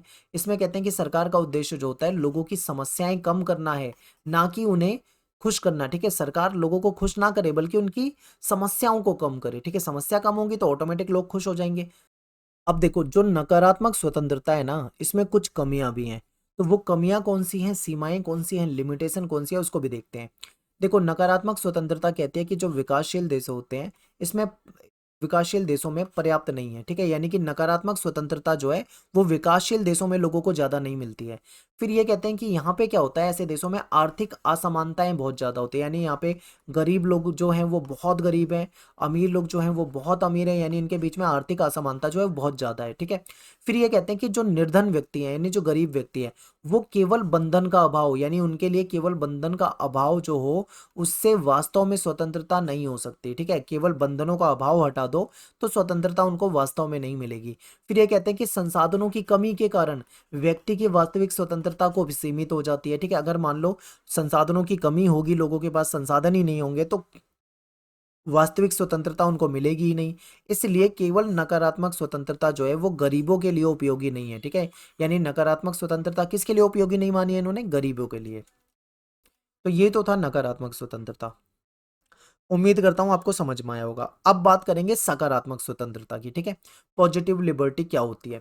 तो सकारात्मक स्वतंत्रता का मतलब है कि व्यक्ति को वह काम करने की वास्तविक क्षमता और अवसर मिलना चाहिए जिसको वो करना चाहता है, यानी व्यक्ति जिस काम को करना चाहता है उस काम को करने के लिए उसको अवसर मिले, सरकार उसको अवसर प्रोवाइड करे, ठीक है, उसको ज्यादा से ज्यादा सुविधाएं प्रोवाइड करें, और जिसको जिस काम को करने की उसकी क्षमता है उसके लिए उसको अवसर मिलने चाहिए, ठीक है, समाज में।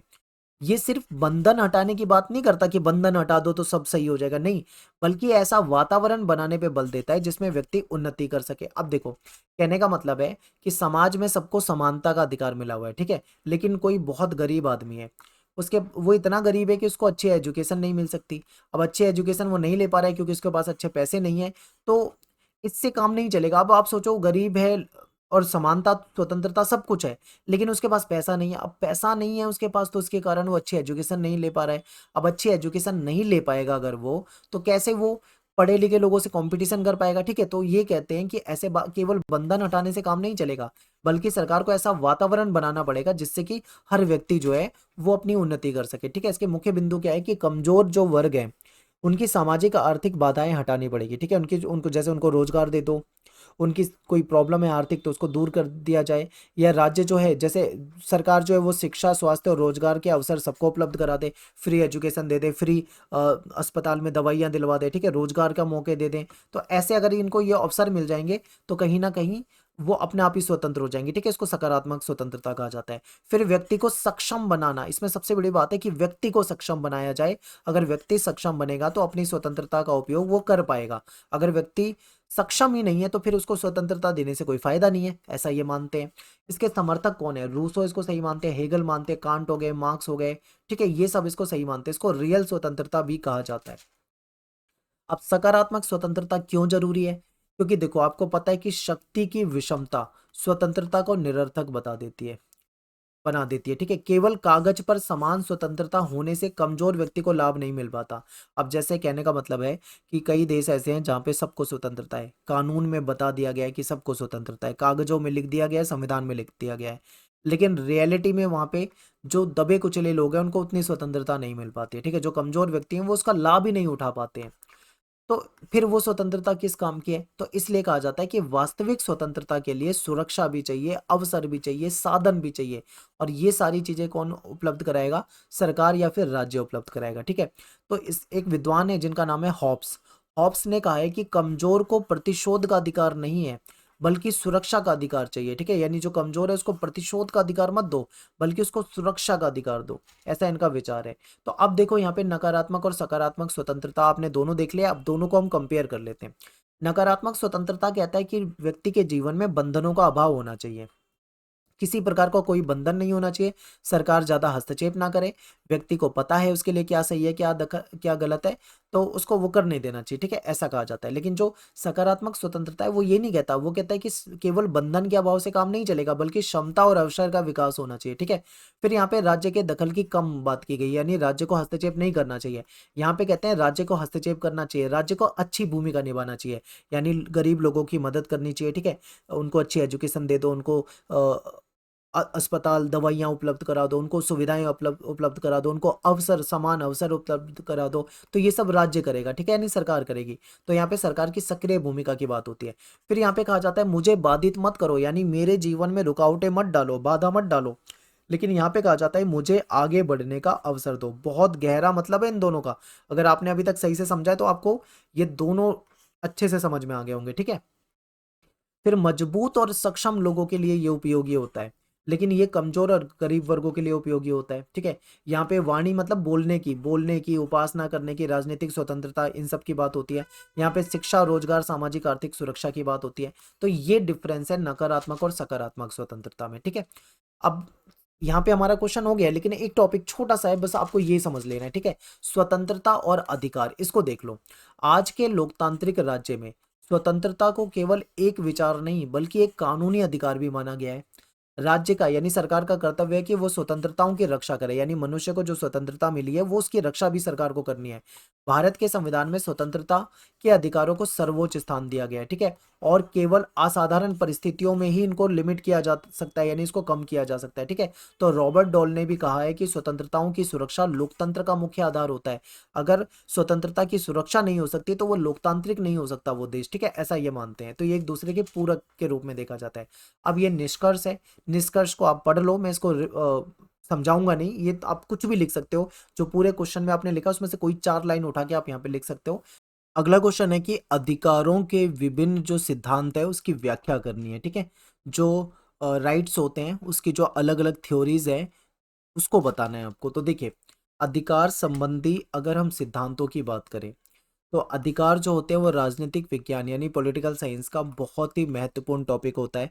आप सभी जानते हैं, आपने पॉलिटिकल साइंस पढ़ी है 11th में, 12th में, ठीक है। आपने हर जगह अधिकार के बारे में पढ़ा होगा, ठीक है, राइट्स के बारे में पढ़ा होगा। तो समय, समाज और संस्कृति और विचारधाराओं के अनुसार अधिकारों की जो व्याख्याएं हैं वो की गई है, ठीक है। हर समय में आपको अधिकारों की व्याख्याएं जो है वो अलग अलग देखने को मिलेगी। जो विभिन्न विद्वान हैं, जो पॉलिटिकल थिंकर्स हैं, उन्होंने भी जो राइट्स हैं, जो अधिकार हैं, उसको अपने अपने तरीके से एक्सप्लेन किया है, ठीक है। इसी कारण अधिकारों से रिलेटेड जो बहुत सारे सिद्धांत हैं वो विकसित हो गए हैं, क्योंकि थिंकर्स ने अलग अलग तरीके से इसको एक्सप्लेन करा है, ठीक है। तो चलिए समझते हैं। अब हम बात करते हैं अधिकारों के विभिन्न सिद्धांत। तो सबसे पहला हमारा पॉइंट है प्राकृतिक अधिकार का सिद्धांत, जिसको हम नेचुरल राइट्स थ्योरी कहते हैं। तो ये जो सिद्धांत है ये सबसे प्राचीन सिद्धांत है, सबसे पुराना सिद्धांत है, ठीक है। इसके अकॉर्डिंग अगर हम देखें तो अधिकार जो होते हैं ना वो हमको प्रकृति द्वारा दिए गए हैं। कहा जाता है कि अधिकार हमको नेचर ने दिया है, हमको ईश्वर ने दिया है, ठीक है।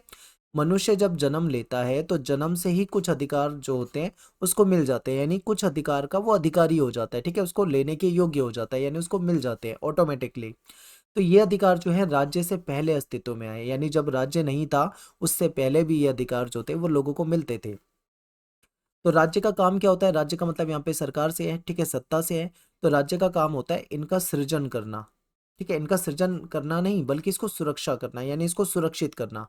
तो राज्य का काम क्या है? राज्य यानी सरकार की जिम्मेदारी होती है कि जो हमारे अधिकार होते हैं इसको सुरक्षित करना है, क्योंकि अ, इस सिद्धांत के तहत ये माना जाता है कि ये अधिकार राज्य नहीं देता हमको, क्योंकि जब राज्य नहीं था तब भी ये अधिकार हमको मिले हुए थे, ठीक है। यानी अधिकार तो हमको नेचर ने दिए, ईश्वर ने दिए, बस राज्य का काम है कि इन अधिकारों को सुरक्षित करें। तो ये पहला सिद्धांत हो जाएगा। अब इसके समर्थक कौन है? तो इसको सिसरो हो गए, लॉक हो गए, रूसो, मिल्टन, ठीक है, वोल्टेयर, ये सारे नाम आप पढ़ लो। ये सब विद्वान जो हैं इन्होंने इस विचारधारा का, इस सिद्धांत का समर्थन किया है। लॉक ने 3 प्राकृतिक अधिकारों के बारे में बताया है, इसको हम पहले भी पढ़ चुके हैं। तो लॉक ने 3 अधिकार कौन से बताए थे? प्राकृतिक अधिकार, एक तो जीवन का अधिकार है, दूसरा स्वतंत्रता का अधिकार है, तीसरा संपत्ति का अधिकार है।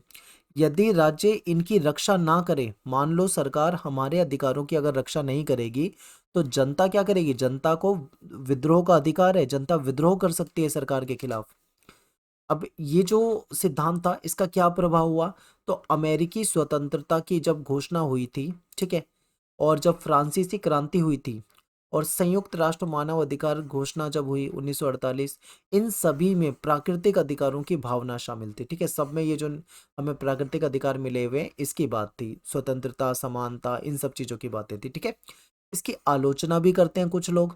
आलोचना कैसे है? कहते हैं कि प्रकृति शब्द का अर्थ जो होता है वो अस्पष्ट है। प्रकृति को आप कैसे एक्सप्लेन कर सकते हो? ठीक है, इसके बहुत सारे अर्थ निकल सकते हैं। तो सार्वभौमिक सूची तय नहीं की जा सकती कि कौन से अधिकारों को हम प्राकृतिक अधिकारों में रखेंगे, ठीक है। ये थोड़ा सा कंफ्यूजन हो जाता है। फिर पूर्ण स्वतंत्रता और पूर्ण समानता जो होता है वो परस्पर विरोधी हैं, यानी राज्य को कृत्रिम संस्था मानना गलत है। इसके अकॉर्डिंग अगर हम देखें, अधिकार जो होते हैं वो राज्य और समाज के बिना अस्तित्व में नहीं रह सकते, ठीक है। यहाँ पे राज्य को इम्पोर्टेंस नहीं दी जा रही है, जबकि राज्य जब मजबूत होगा तभी आपके अधिकार और आपकी जो स्वतंत्रता है वो बनी रहेगी, ठीक है। अगर राज्य मजबूत नहीं होगा तो अधिकार कैसे मिल पाएंगे? तो इसलिए ये क्या करते हैं? इसका विरोध करते हैं। सेकंड हमारा जो सिद्धांत है, यानी उसका प्रकार है सिद्धांत का, इसको कानूनी अधिकार का सिद्धांत कहा जाता है। ये लीगल राइट्स है, ठीक है। इसके अगर अकॉर्डिंग हम देखते हैं तो कहा जाता है कि अधिकार जो होते हैं वो राज्य के द्वारा बनाए गए हैं। राज्य का मतलब यहाँ पे सरकार के द्वारा बनाए गए, ठीक है। सरकार हमको एक संविधान के जरिए, या फिर जो राजा होते थे तो राजा के जो नियम होते थे, नियमों के जरिए हमको क्या देते थे? हमको अधिकार दे देते थे, ठीक है। तो राज्य चाहे तो इन्हें बदल सकता है, या राज्य चाहे तो इसको खत्म भी कर सकता है। यानी कि अगर सरकार चाहे ना तो इन अधिकारों को बदल भी दे, और सरकार के हाथ में ये पावर है कि वो चाहे तो आपके अधिकार को ले भी सकती है, यानी खत्म भी कर सकती है, ठीक है। अधिकार जो है वो कानून पे आधारित होता है, यानी ये बहुत इंपॉर्टेंट लाइन है, याद रखना। अधिकार जो होता है कानून पे आधारित होता है, और कानून कौन बनाता है? राज्य बनाता है, ठीक है। तो ये नेचुरल नहीं है, प्राकृतिक नहीं है, ऐसा कानूनी अधिकार कह रहा है। इसको कौन मानते हैं? इसको हॉब्स ने माना है, बेंथम ने माना है, ऑस्टिन, सॉमंड, रिची, ये सारे विद्वान जो है इसको मानते हैं। बेंथम ने बहुत महत्वपूर्ण बात कही थी जो बहुत फेमस है। इन्होंने कहा था कि अधिकार जो है ये विधि का फल है। विधि का मतलब यहाँ पे कानून से है, ठीक है, यानी अधिकार जो है वो कानून का फल है। विधि के बिना यानी कानून के बिना कोई अधिकार नहीं है, ठीक है। अगर आप सोचो कि कानून ना हो तो कानून के बिना अधिकार नहीं मिल सकते आपको। अब इस सिद्धांत की भी आलोचना हुई है। आलोचना कैसे हुई थी? इसमें आलोचना में कहा गया है कि राज्य जो है केवल समाज में पहले से मौजूद नैतिक अधिकारों को मान्यता देता है, ठीक है, उत्पन्न नहीं करता है। यानी समाज में, क्योंकि राज्य आपको पता है बाद में आया था, हमने पढ़ा हुआ है। देखो पहले क्या था? मनुष्य जो था वो आदि मानव वाली जिंदगी जीता था, कहीं भी रह लेता था, कभी गुफाओं में रह रहा है, कभी पेड़ पौधों पे डिपेंडेंट है, खेती वो करता नहीं था, ठीक है, ऐसे रहता था। फिर धीरे धीरे उसने खेती शुरू करी, यानी जब वो खेती करने लगा तो वो स्थायी रहने लगा। फिर उसने बस्तियां बसाई, घर बनाने शुरू कर दिए, परमानेंट वो रहना शुरू करा। उसके बाद उसको आवश्यकता महसूस हुई राज्य की, तब जाके राज्य बना था, ठीक है। राज्य पहले से नहीं था, व्यक्ति और उनका जीवन तो पहले से ही था। तो यहाँ पे कहा जा रहा है कि राज्य केवल समाज में पहले से मौजूद जो अधिकार होते हैं, यानी जब राज्य नहीं था तब भी लोगों के पास अधिकार होते थे कुछ ना कुछ, ठीक है। तो यानी जब जो पहले से अवेलेबल जो मौजूद जो अधिकार हैं, ठीक है, जो नैतिक अधिकार है, राज्य केवल उनको मान्यता देता है, उसको लीगल कर देता है, ठीक है, उनको उत्पन्न नहीं करता क्योंकि वो ऑलरेडी हैं पहले से। यदि राज्य ही अधिकारों का निर्माता है तो वो निरंकुश हो सकता है, क्योंकि राज्य भाई ऐसे अधिकार दे सकता है जो कहीं ना कहीं लोगों को कमजोर करें, राज्य को मजबूत करें, ठीक है। तो निरंकुश हो सकता है। तो कानून बदलते रहते हैं, आप जानते हो कि कानून में बदलाव होता रहता है, इसलिए इन्हें अधिकारों का अंतिम आधार नहीं मान सकते हो आप, ठीक है, ये आपको याद रखना है। एंड थर्ड पॉइंट है हमारा अधिकारों का ऐतिहासिक सिद्धांत, यानी historical theory of the right. तो अधिकारों का जो ऐतिहासिक सिद्धांत है ये क्या कहता है, अधिकार जो होते हैं इतिहास और रीतियों से विकसित होते हैं, ठीक है। अधिकार जो है कहाँ से मिला हमको, इतिहास से, जो पॉलिसी जो जो रीति रिवाज है उनसे विकसित हुए हैं, ठीक है। ये परंपराओं के लंबे चलन के बाद अधिकार जन्म लेते हैं, जो लंबे समय से परंपराएं चल रही थी तो उन परंपराओं के तहत हमको कुछ अधिकार मिले थे, ठीक है। तो ये हिस्टोरिकल थ्योरी है। इसमें इसको कौन मानते हैं, मैकाइवर हो गए, संगविंगनी हो गए, ठीक है, बर्क हो गए, हेनरी मैन हो गए, बर्गेस हो गए, ये कुछ विद्वान है जो इसको सपोर्ट करते हैं। अब इसकी आलोचना की बात करते हैं, यानी सभी परंपराएं सही नहीं होती है, कुछ परंपराएं समाज में ऐसी होती है जो गलत होती है, ठीक है। हर समाज में कोई ना कोई ऐसी परंपरा होती है जो गलत, जैसे कि जाति प्रथा के तहत आपने देखा है जाति प्रथा समाज में होती है। जाति प्रथा के तहत कुछ कुछ जातियों को निम्न माना जाता है, उनको छूना छूना भी गलत माना जाता है, अस्पृश्यता होती है, भेदभाव होती है। अब आप ये कह दोगे कि ये तो प्रथा है, तो क्या ये गलत को भी सही माना जाएगा? नहीं, जो गलत है सो गलत है, ठीक है। तो यानी कि जो कई परंपराएं होती है, कई प्रथाएं होती है, वो सही नहीं होती हैं, अमान्य रीतियां भी चलती हैं समाज में, ठीक है। इतिहास को ही अधिकारों का आधार अगर हम मान लें तो सामाजिक सुधार तो हो ही नहीं पाएंगे फिर, ठीक है। तो ये इसकी आलोचना है। नेक्स्ट है हमारा पॉइंट फोर्थ, समाज जो होता है कल्याणकारी सिद्धांत, यानी जो समाज है, ठीक है, कल्याणकारी सिद्धांत यानी कि भलाई का सिद्धांत, ठीक है, यानी जनता की भलाई का सिद्धांत। तो देखो, अधिकारों का आधार जो है वो सामाजिक उपयोगिता है, क्योंकि बताया आपको समाज की नीड होती है, ठीक है, समाज की एक जरूरत होती है जो अधिकार, समाज में जो लोग रहते हैं उनको अगर अपना विकास करना है तो उनको अधिकारों की और समानता, स्वतंत्रता, सभी चीजों की आवश्यकता होती है, ठीक है। तो अधिकार इसलिए दिए जाते हैं क्योंकि समाज के सामूहिक हित है उसमें, समाज का फायदा है उसमें, समाज का फायदा है, इसीलिए उनको अधिकार दिया जाता है, ठीक है। इसको कौन मानते हैं? बेंथम मिल, रॉस्को पाउंड, चैफर लॉस्की, ठीक है, ये विद्वान है जो इस चीज को मानते हैं। बेंथम कहते हैं कि अधिकार जो है वो अधिकतम लोगों के अधिकतम सुख पे आधारित होने चाहिए, ठीक है। ये इनकी लाइन है, बहुत फेमस लाइन है, इसको भी आपको याद रखना है, पेपर में लिखना है। इसकी आलोचना करें तो ये सामाजिक कल्याण शब्द जो है ये बहुत अस्पष्ट है, इसमें बहुत इस गहरा अर्थ आ जाता है, ठीक है। एग्जैक्ट क्या मीनिंग में, किस अर्थ में, किस सेंस में उसको लिया जा रहा है ये स्पष्ट नहीं है। तो सामूहिक हित के नाम पर व्यक्तिगत अधिकारों की कहीं ना कहीं उपेक्षा भी हो जाती है।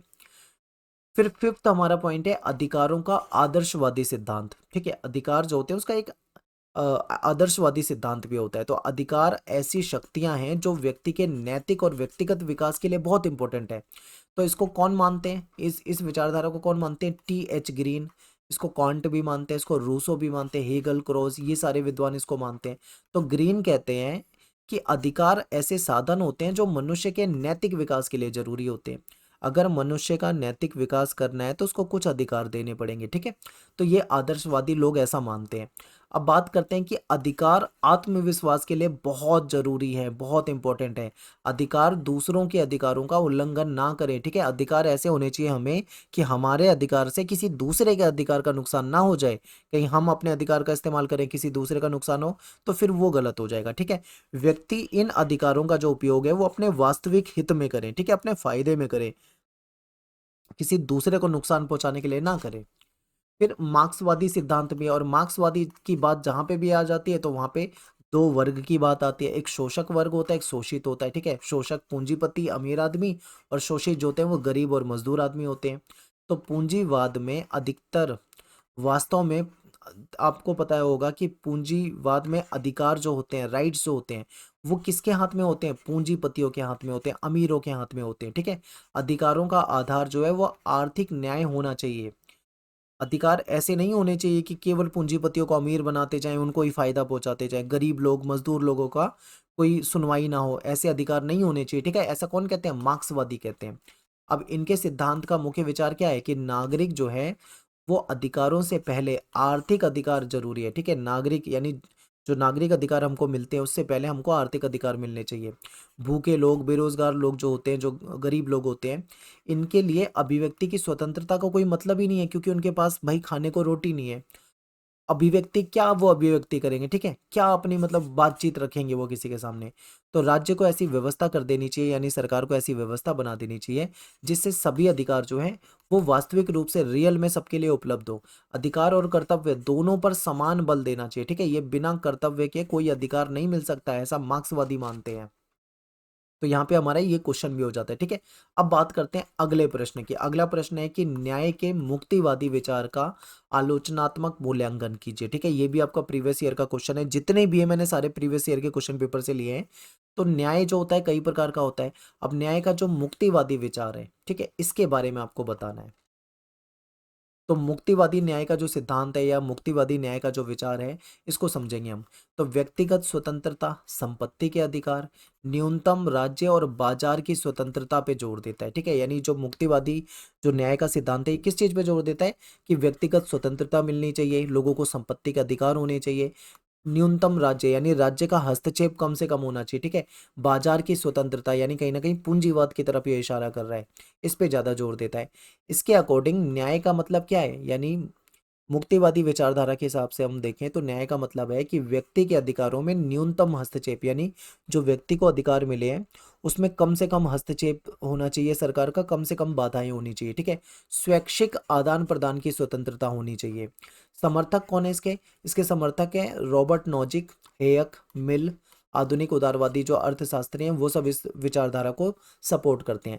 नॉजिक जो एक विद्वान है, इन्होंने कहा है कि न्यूनतम राज्य और अधिकतम स्वतंत्रता के सिद्धांत के रूप में इसको प्रस्तुत करते हैं। यानी कि राज्य न्यूनतम होगा, राज्य न्यूनतम का मतलब है सरकार जो होगी उसके पास जो पावर होगी वो लिमिटेड होगी। सरकार लोगों के जो अधिकार होते हैं उसमें हस्तक्षेप नहीं करेगी, ठीक है। लोगों को मैक्सिमम, ज्यादा से ज्यादा लोगों को क्या होगी? स्वतंत्रता होगी। नेक्स्ट पॉइंट है मुक्तिवादी न्याय के मुख्य तत्व। तो पहला पॉइंट है कि व्यक्ति के सर्वोच्च मूल्य, यानी व्यक्ति की स्वतंत्रता किसी भी सामाजिक लक्ष्य से अधिक महत्वपूर्ण होती है, ठीक है। यानी व्यक्ति की जो स्वतंत्रता होती है, आजादी होती है, वो सबसे ज्यादा इंपॉर्टेंट होती है, यानी व्यक्ति की स्वतंत्रता को सबसे ज्यादा महत्व दे रहे हैं। फिर कह रहे हैं न्यूनतम हस्तक्षेप, यानी सरकार का जो हस्तक्षेप है वो बहुत कम होना चाहिए, ठीक है। सरकार का काम क्या होना चाहिए? सरकार का काम केवल जनता को सुरक्षा देना, ठीक है, जनता के लिए कानून व्यवस्था बनाए रखना, यही, और उनकी रक्षा करना, यहीं तक सरकार का काम है। सरकार किसी की लाइफ में, किसी के पर्सनल लाइफ में या फिर उनके अधिकारों में हस्तक्षेप ना करे, ऐसा ये मानते हैं। तीसरा पॉइंट है संपत्ति का अधिकार, यानी व्यक्ति अपनी मेहनत और प्रतिभा का फल पूरी तरीके से उसका हकदार होता है। यानी व्यक्ति ने अगर मेहनत करी है, वो टैलेंटेड है, उसने कुछ बनाया है, कुछ कमाया है, तो वो अपनी संपत्ति, जो उसने संपत्ति बनाई है उस पर पूरा उसका अधिकार होना चाहिए, ठीक है, ये कहता है। फोर्थ पॉइंट है कि कर महसूल का विरोध, यानी जो अमीर लोगों पे टैक्स लगा दिया जाता है और उस टैक्स के पैसे से गरीब लोगों का कल्याण के लिए जो योजनाएं बनाई जाती है, इसको ये अन्याय बोलते हैं। कि इनका कहना है कि अमीर आदमी जो होता है वो बहुत मेहनत करके, इन्वेस्टमेंट करके अपना पैसा बनाता है, ठीक है, फंड बनाता है, यानी रेवेन्यू कमाता है। अब उस रेवेन्यू को तुम ले लेते हो टैक्स के नाम पे, सरकार को कहा जा रहा है, सरकार टैक्स ले लेती है और उस टैक्स से गरीबों की भलाई में लगाती है। तो ये अन्याय माना है इन्होंने। किसके साथ अन्याय माना है? अमीरों के साथ। फिर इसी में मुक्त व्यापार की भी बात थी, यानी न्याय वही है जब बाजार अपनी प्राकृतिक प्रक्रिया से चले, यानी नेचुरल अपना बाजार चलता रहे, उसमें कोई हस्तक्षेप ना हो, सरकार की ज्यादा बंदिशें ना हो, तो उसको इन्होंने सही माना है। अब ये जो मुक्तिवादी जो न्याय है, इसकी उपलब्धियां क्या होगी? तो व्यक्तिगत स्वतंत्रता की सर्वोच्च रक्षा, यानी इस सिद्धांत का प्रमुख गुण क्या है? इस सिद्धांत का प्रमुख गुण ये है कि ये व्यक्ति की स्वतंत्रता और अधिकारों को बहुत महत्वपूर्ण मानता है, ठीक है। सेकंड पॉइंट है कि निजी संपत्ति का संरक्षण, ये आर्थिक प्रगति, नवाचार, प्रतियोगिता, इन सब चीजों को बढ़ावा देता है, ठीक है। अब यहाँ पे ध्यान रखना, ये सबसे ऊपर मानता है व्यक्ति की स्वतंत्रता को, तो ये इंपॉर्टेंट है। फिर दूसरा, निजी संपत्ति को संरक्षण देता है, कहीं ना कहीं ये पूंजीवादी व्यवस्था को मजबूत बना रहा है, ठीक है। फिर तीसरा है राज्य की शक्ति पर नियंत्रण, यानी कि राज्य को कहता है कि आप बस कुछ मेन काम करो, जैसे कि आप सुरक्षा करो जनता की, कानून बनाओ, व्यवस्था बनाए रखो, ठीक है। ज्यादा हस्तक्षेप किसी की जिंदगी में नहीं करना, ठीक है, बाजार में ज़्यादा हस्तक्षेप नहीं करना, लोगों के अधिकारों में ज़्यादा हस्तक्षेप नहीं करना, तो ऐसी बात करते हैं। आर्थिक दक्षता यानी मुक्त बाजार अगर होगा, इसको ज़्यादा प्रोत्साहित किया जाएगा तो उत्पादन भी होगा, निवेश भी बढ़ेगा, ठीक है, और ज़्यादा से ज़्यादा लोगों को रोजगार भी मिलेगा, ठीक है, ऐसा ये मानते हैं। अब ये जो सिद्धांत है इसकी आलोचना भी है, ठीक है, मैं आपको जो भी क्वेश्चन करा रहा हूँ ना, मैं उसमें आपको आलोचना भी करा देता हूँ, उसकी विशेषता भी करा देता हूँ, उसका अर्थ भी बता देता हूँ, उसकी डेफिनेशन भी बता देता हूँ। मैं मैक्सिमम चीज़ें बताने की कोशिश कर रहा हूँ, क्योंकि पेपर में हो सकता है आपसे क्या पूछ लें। तो अगर आप मैक्सिमम चीज़ों को समझ के जाओगे तो आप आराम से कर पाओगे, ठीक है। वीडियो को कम से कम 2 बार अच्छे तरीके से देख के जाना है। तो मुक्तिवादी न्याय की आलोचना की बात करते हैं तो इसमें सबसे पहला पॉइंट हो जाएगा सामाजिक और आर्थिक असमानता की उपेक्षा। इसमें क्या होता है, ये जो मुक्तिवादी न्याय है ना, ये असमानताओं को स्वाभाविक मानता है, यानी नेचुरल मानता है। अगर समाज में असमानता है तो उसको ये गलत नहीं मानता है, ठीक है। जबकि वास्तविकता में गरीबी, बेरोजगारी, सामाजिक वंचना के कारण कई लोग स्वतंत्रता का लाभ नहीं उठा पाते, लेकिन ये इस चीज को देखता ही नहीं है। ये तो इसको नेचुरल मान के चल रहा है कि भाई ये तो होना ही होना है, ठीक है। तो इससे न्याय जो है केवल सक्षम लोगों तक सीमित रह जाता है, गरीब लोगों को, दबे कुचले लोगों को न्याय नहीं मिल पाता है। फिर सेकंड पॉइंट है कि कल्याणकारी राज्य का विरोध। ये जो है ना, ये अवास्तविक है, यानी सही नहीं है। आधुनिक समाज में स्वास्थ्य, शिक्षा, रोजगार, सामाजिक सुरक्षा जैसी सेवा बहुत जरूरी है, जिन्हें केवल बाजार के भरोसे नहीं छोड़ा जा सकता, ठीक है। अब हमने एक चीज पढ़ी थी, अगर आपको ध्यान हो, हमने एक लाइन पढ़ी थी कि अमीर लोगों से ले लेते हैं टैक्स, पैसा ले लेते हैं, और उस पैसे से गरीब लोगों की करते हैं मदद। यही पढ़ा था, सरकार ऐसा करती है। तो उस चीज को ये क्या कहता कि गलत है, ये व्यवस्था गलत मान रहा था। अब आप सोचो कि राज्य जो है वो कल्याणकारी होता है तो अच्छा होता है, यानी जनता की भलाई के लिए काम करता है। लेकिन अगर राज्य ऐसा काम नहीं करेगा तो जो गरीब लोग हैं, जो पिछड़े हुए लोग हैं, जिनको बेसिक सुविधाएं नहीं मिल पा रही है, उनके साथ क्या होगा, उनके साथ गलत हो जाएगा। तो इसलिए इसका विरोध किया गया है। फिर गरीबी और अवसरों की कमी पे चुप रहता है, यानी मौन रहता है, यानी यदि व्यक्ति के पास संसाधन नहीं है तो स्वतंत्रता उसके लिए कोई मायने ही नहीं रखती है। मुक्तिवादी सिद्धांत मानकर चलता है कि सभी को समान अवसर उपलब्ध हैं, जो व्यवहारिक रूप से गलत है। कहाँ समाज में सबको समान अवसर उपलब्ध होते हैं, सोचिए, नहीं होते ना। तो कहीं ना कहीं व्यवहारिक रूप से ये गलत है। अगला प्रश्न है कि कराधान को, यानी जो टैक्सेशन होता है, टैक्स व्यवस्था होती है, उसको अन्याय कहता है, ये अव्यवहारिक बताता है। तो नैतिक कहते हैं कि कराधान को फोर्स लेबर बोलते हैं, ये यानी परंतु बिना करो के, आप सोचो, ये टैक्स को गलत मान रहे हैं, टैक्स लेना गलत मान रहे हैं। अगर टैक्स नहीं लिया जाएगा तो शिक्षा कैसे देंगे, सड़कें कैसे बनाएंगे, अस्पताल कैसे बनाएंगे, कानून व्यवस्था कैसे बनाएंगे, ठीक है। और इतना सारा जो काम होता है सरकार का, वो पैसों से ही चलता है, वो पैसा टैक्स से ही आता है। तो जब इतने सारे काम जो है वो सब ठप हो जाएंगे, तो इसलिए ये व्यवहारिक नहीं है, इसको मतलब लागू नहीं किया जा सकता इसको। पांचवा पॉइंट है कि सामूहिक हित की उपेक्षा, यानी समाज में केवल, समाज जो होता है केवल व्यक्तियों का नहीं है, उसमें सामूहिक जीवन का भी महत्व होता है, ठीक है। यानी ये जो दृष्टिकोण है ये केवल निजी लाभ पर केंद्रित है, केवल अमीरों को लाभ पहुंचा रहा है, गरीबों पे ज्यादा ध्यान नहीं दे रहा है, तो इसके अंदर ये कमी है। फिर कमजोर वर्गों को सुरक्षा नहीं देता, यानी कि ये जो न्याय का सिद्धांत है ये शक्तिशाली और धनी व्यक्तियों को अधिक लाभ देता है, लेकिन जो कमजोर समुदाय के लोग हैं, जो पीछे छूट जाते हैं, जो गरीब लोग हैं, उनको उतना न्याय ये नहीं दे पाता है, ठीक है। तो ये इसकी कमियां हैं। तो निष्कर्ष में आप ये बता सकते हैं, एक बार इसको देख लीजिए, ठीक है। तो यहाँ पे हमने इस क्वेश्चन को बहुत अच्छे तरीके से समझा, ये आया हुआ क्वेश्चन है। अगला क्वेश्चन है कि समानता की अवधारणा से जुड़े हुए जो सिद्धांत है इस पे आपको चर्चा करनी है, ठीक है। तो समानता की अवधारणा से जुड़े जो विभिन्न सिद्धांत है इसको देखते हैं।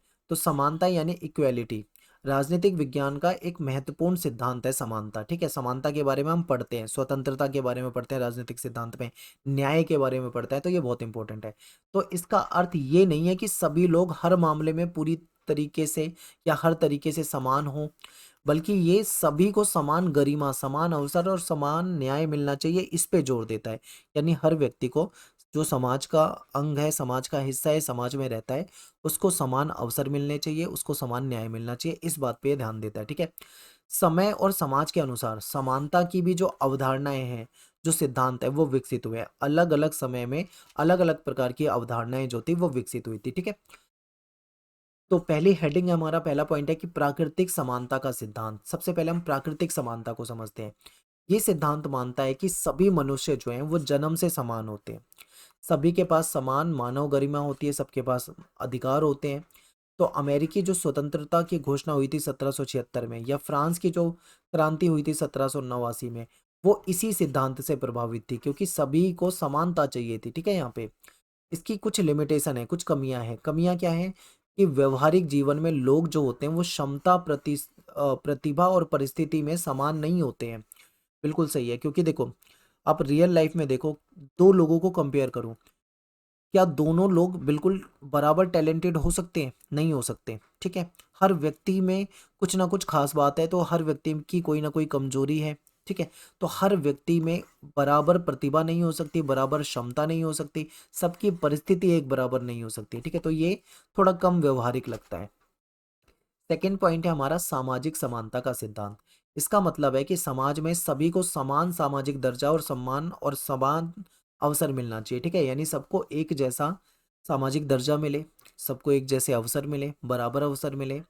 जाति, लिंग या धर्म या जन्म, इसके आधार पर किसी के साथ भी किसी प्रकार का कोई भेदभाव नहीं होना चाहिए। ठीक है, आधुनिक अगर हम लोकतंत्र में देखें तो यही समानता का सबसे महत्वपूर्ण रूप है। ठीक है, समानता का मतलब यही होता है लोकतंत्र में कि किसी व्यक्ति के साथ जन्म के आधार पे, लिंग के आधार पे, धर्म के आधार पे, जन्म के आधार पे, रंग रूप के आधार पे किसी के साथ कोई भेदभाव नहीं होगा, सबको समान माना जाएगा। ठीक है, अब इसकी कुछ कमियां क्या है कि कुछ समाज में गहरी सामाजिक परंपराएं और जातीय भेदभाव, ठीक है, होते हैं, जो कि समानता की राह में बाधा होते हैं। कई समाज ऐसे होते हैं जहाँ पे जाति प्रथा होती है, जाति प्रथा होती है, कुछ जातियों को ऊंचा माना जाता है, कुछ जातियों को नीचा माना जाता है, तो वहां पे ये चीज कामयाब नहीं होती।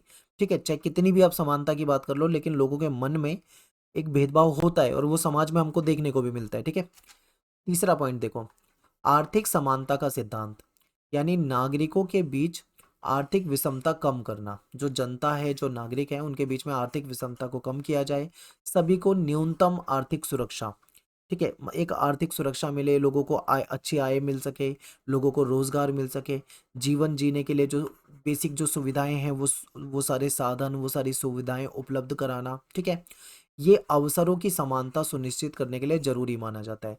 अगर लोगों को समान अवसर मिलेंगे ना, तभी उनके अंदर टैलेंट होगा, वो बाहर आ पाएगा। वरना अगर अवसर नहीं दोगे ना, मैं आपको बताऊं कि भारत में बहुत टैलेंटेड लोग हैं, लेकिन उनको अवसर नहीं मिल पाते, अपॉर्चुनिटी नहीं मिल पाती है। ठीक है, तो जब तक अवसर नहीं मिलेंगे ना लोगों को समान, तब तक उनका टैलेंट सामने नहीं आ पाएगा। इसकी कुछ लिमिटेशन है, यानी पूर्ण आर्थिक समानता संभव नहीं है, परंतु अत्यधिक असमानता जो होती है वो भी अन्याय पैदा करती है। सही बात है कि पूर्ण आर्थिक समानता पॉसिबल नहीं हो सकती, हर किसी को आप बोलो कि भाई एक जैसी आर्थिक समानता मिल पाए, तो ऐसा नहीं हो सकता है। ठीक है, समाज में आर्थिक रूप से अमीर लोग भी रहते हैं, गरीब लोग भी रहते हैं, हर तरह के लोग रहते हैं। फोर्थ पॉइंट है कि अवसर की समानता का सिद्धांत, यानी सभी व्यक्तियों को अपने जीवन में आगे बढ़ने के लिए समान अवसर मिलने चाहिए। ठीक है, जितने भी व्यक्ति हैं वो अपनी लाइफ में आगे बढ़े, उनको पूरे अवसर मिले, शिक्षा, स्वास्थ्य, रोजगार में उनके साथ कोई भेदभाव ना हो। ये सकारात्मक स्वतंत्रता और आधुनिक लोकतंत्र को महत्वपूर्ण, आधुनिक जो लोकतंत्र है उसका महत्वपूर्ण सिद्धांत भी होता है। सकारात्मक स्वतंत्रता हमने पढ़ा था, वहां पे क्या था, वहां पे यही था कि राज्य जो है एक्टिव भूमिका निभाएगा, लोगों को एक अवसर देगा, लोगों को माहौल देगा, लोगों को कल्याणकारी राज्य की तरह काम करेगा, उनको सारी अपॉर्चुनिटी मिल जाएगी ताकि वो अपना विकास कर सके। ठीक है, तो अवसर की समानता परिणाम की समानता से भिन्न होती है।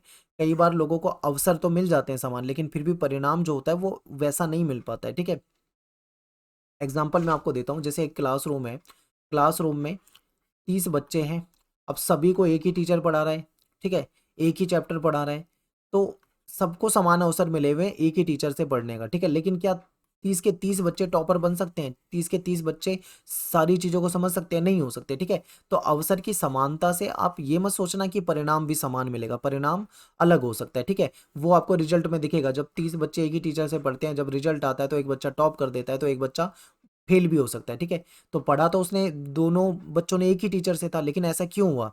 तो अवसर की तो समानता थी, लेकिन परिणाम जो है वो अलग अलग आया। ठीक है, नेक्स्ट पॉइंट है कि परिणाम की समानता का सिद्धांत, यानी समाज में केवल अवसर ही नहीं बल्कि उपलब्ध जो संसाधन है और जो सुविधा है उसका भी समान वितरण होना चाहिए। ठीक है, जो भी मतलब आपने बोल दिया ठीक है सबको समान अवसर मिलेंगे, चलो अच्छी बात है, मिलने भी चाहिए, लेकिन जो संसाधन उपलब्ध है ना और जो सुविधाएं उपलब्ध है वो भी समान मिलनी चाहिए। लोगों को पता लगे संसाधन नहीं मिल पा रहे हैं तो फिर समानता का वो महत्व नहीं रह जाएगा।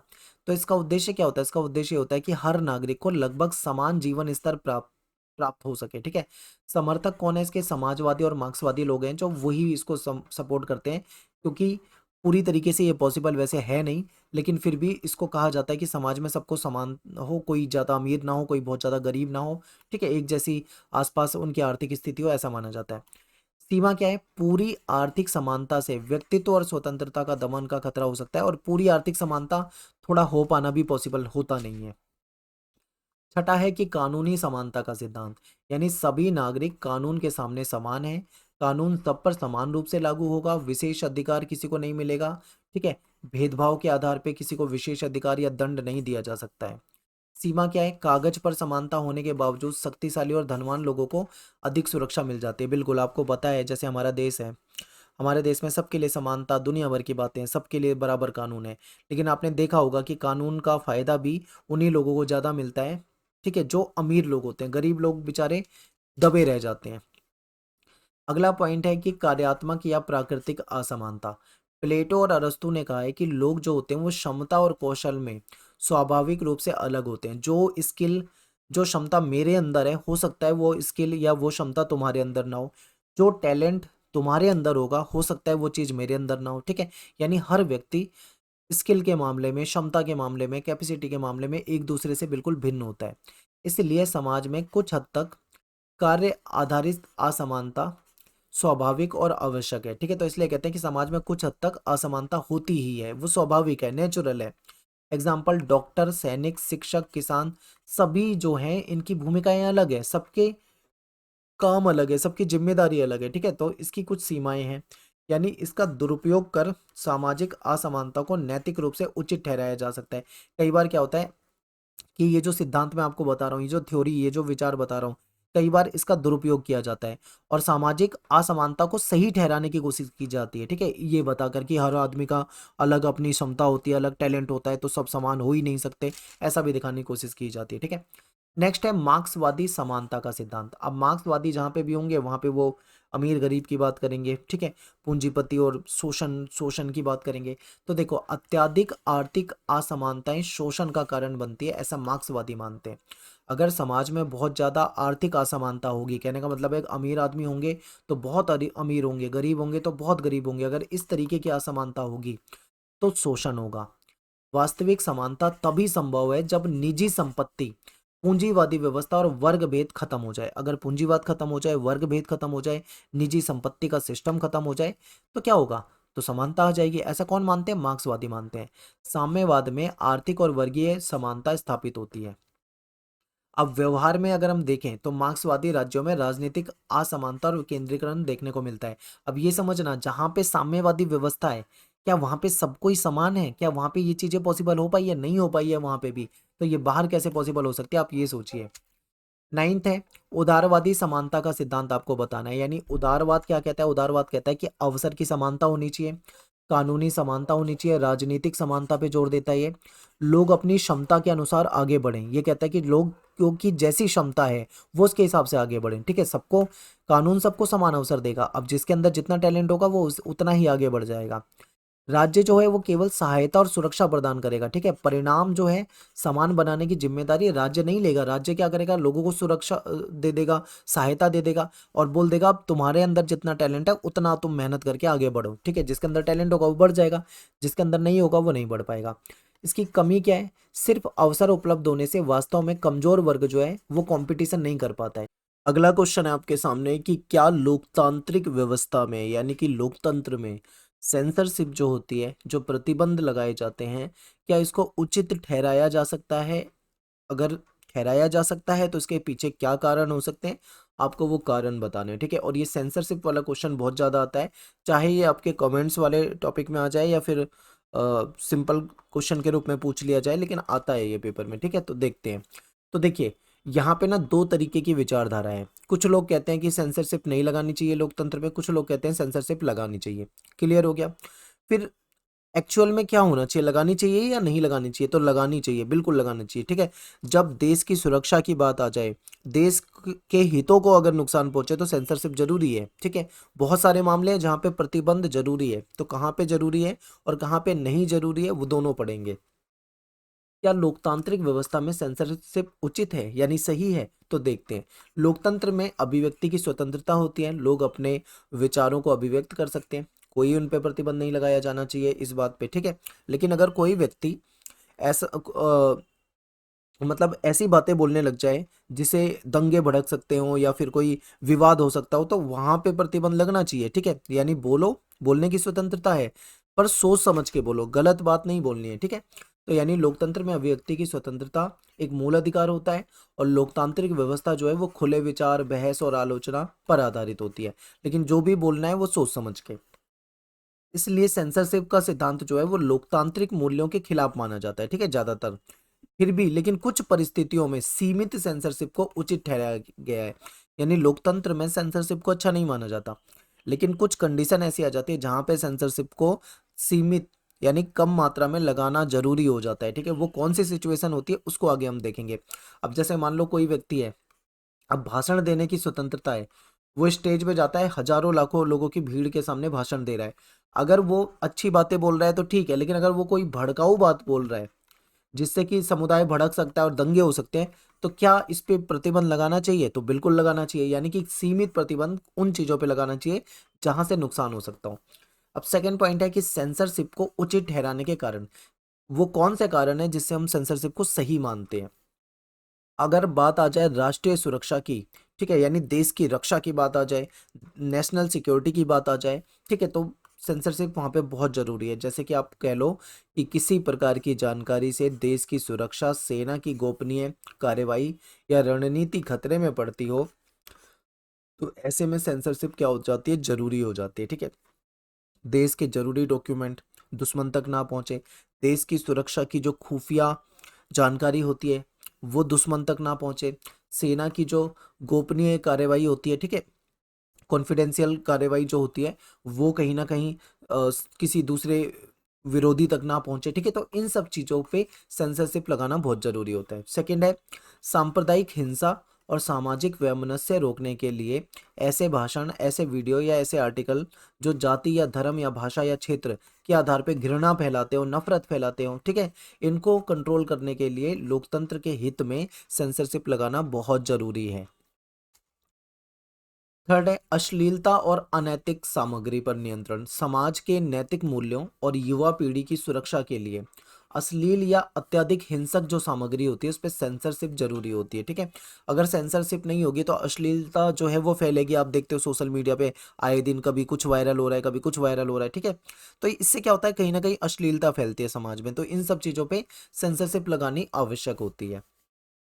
इसके बाद फोर्थ पॉइंट है हमारा कि गलत सूचना यानी फेक न्यूज़, आपको पता है बहुत तेजी से फैल जाती है। तो फेक न्यूज़ यानी झूठी खबरें जो होती है जो लोकतंत्र को कमजोर कर सकती हैं, इनको भी कहीं ना कहीं कंट्रोल करने की आवश्यकता है, क्योंकि सामाजिक शांति बनाई रखनी है, ठीक है। तो कहीं ना कहीं ये इन सब चीज़ों पे सेंसरशिप लगानी चाहिए। तो सेंसरशिप कितनी जरूरी है आपको यहाँ पे समझ में आ रहा होगा, ठीक है। पांचवा पॉइंट है कि दूसरों के अधिकारों की रक्षा। अभिव्यक्ति की स्वतंत्रता जो है वो असीमित नहीं है, अनलिमिटेड नहीं है कि आप ये बोलो कि भाई मुझे तो हमारा संविधान अभिव्यक्ति की आज़ादी देता है तो मैं कोई भी भड़काऊ बात बोलूंगा या बोलूंगी, ठीक है। ऐसा पॉसिबल नहीं है, ये अनलिमिटेड पावर नहीं होती। यदि किसी व्यक्ति की स्वतंत्रता से किसी की प्रतिष्ठा को, किसी की प्राइवेसी को या सुरक्षा को नुकसान पहुंच रहा है तो सेंसरशिप वहां पे सही मानी जाती है। नेक्स्ट है लोकतंत्र में सेंसरशिप की सीमाएं, ठीक है। सेंसरशिप जो है अगर उसको लगाएंगे लोकतंत्र में तो वो कैसे डेंजरस हो सकती है, कैसे खतरनाक हो सकती है, यानी कि अभी हमने समझा कि सेंसरशिप किन परिस्थितियों में लगाना उचित होता है, सही होता है। अब हमें देखना है कि किन परिस्थितियों में सेंसरशिप नहीं लगाना चाहिए। तो सबसे पहले देखते हैं स्वतंत्रता का खतरा।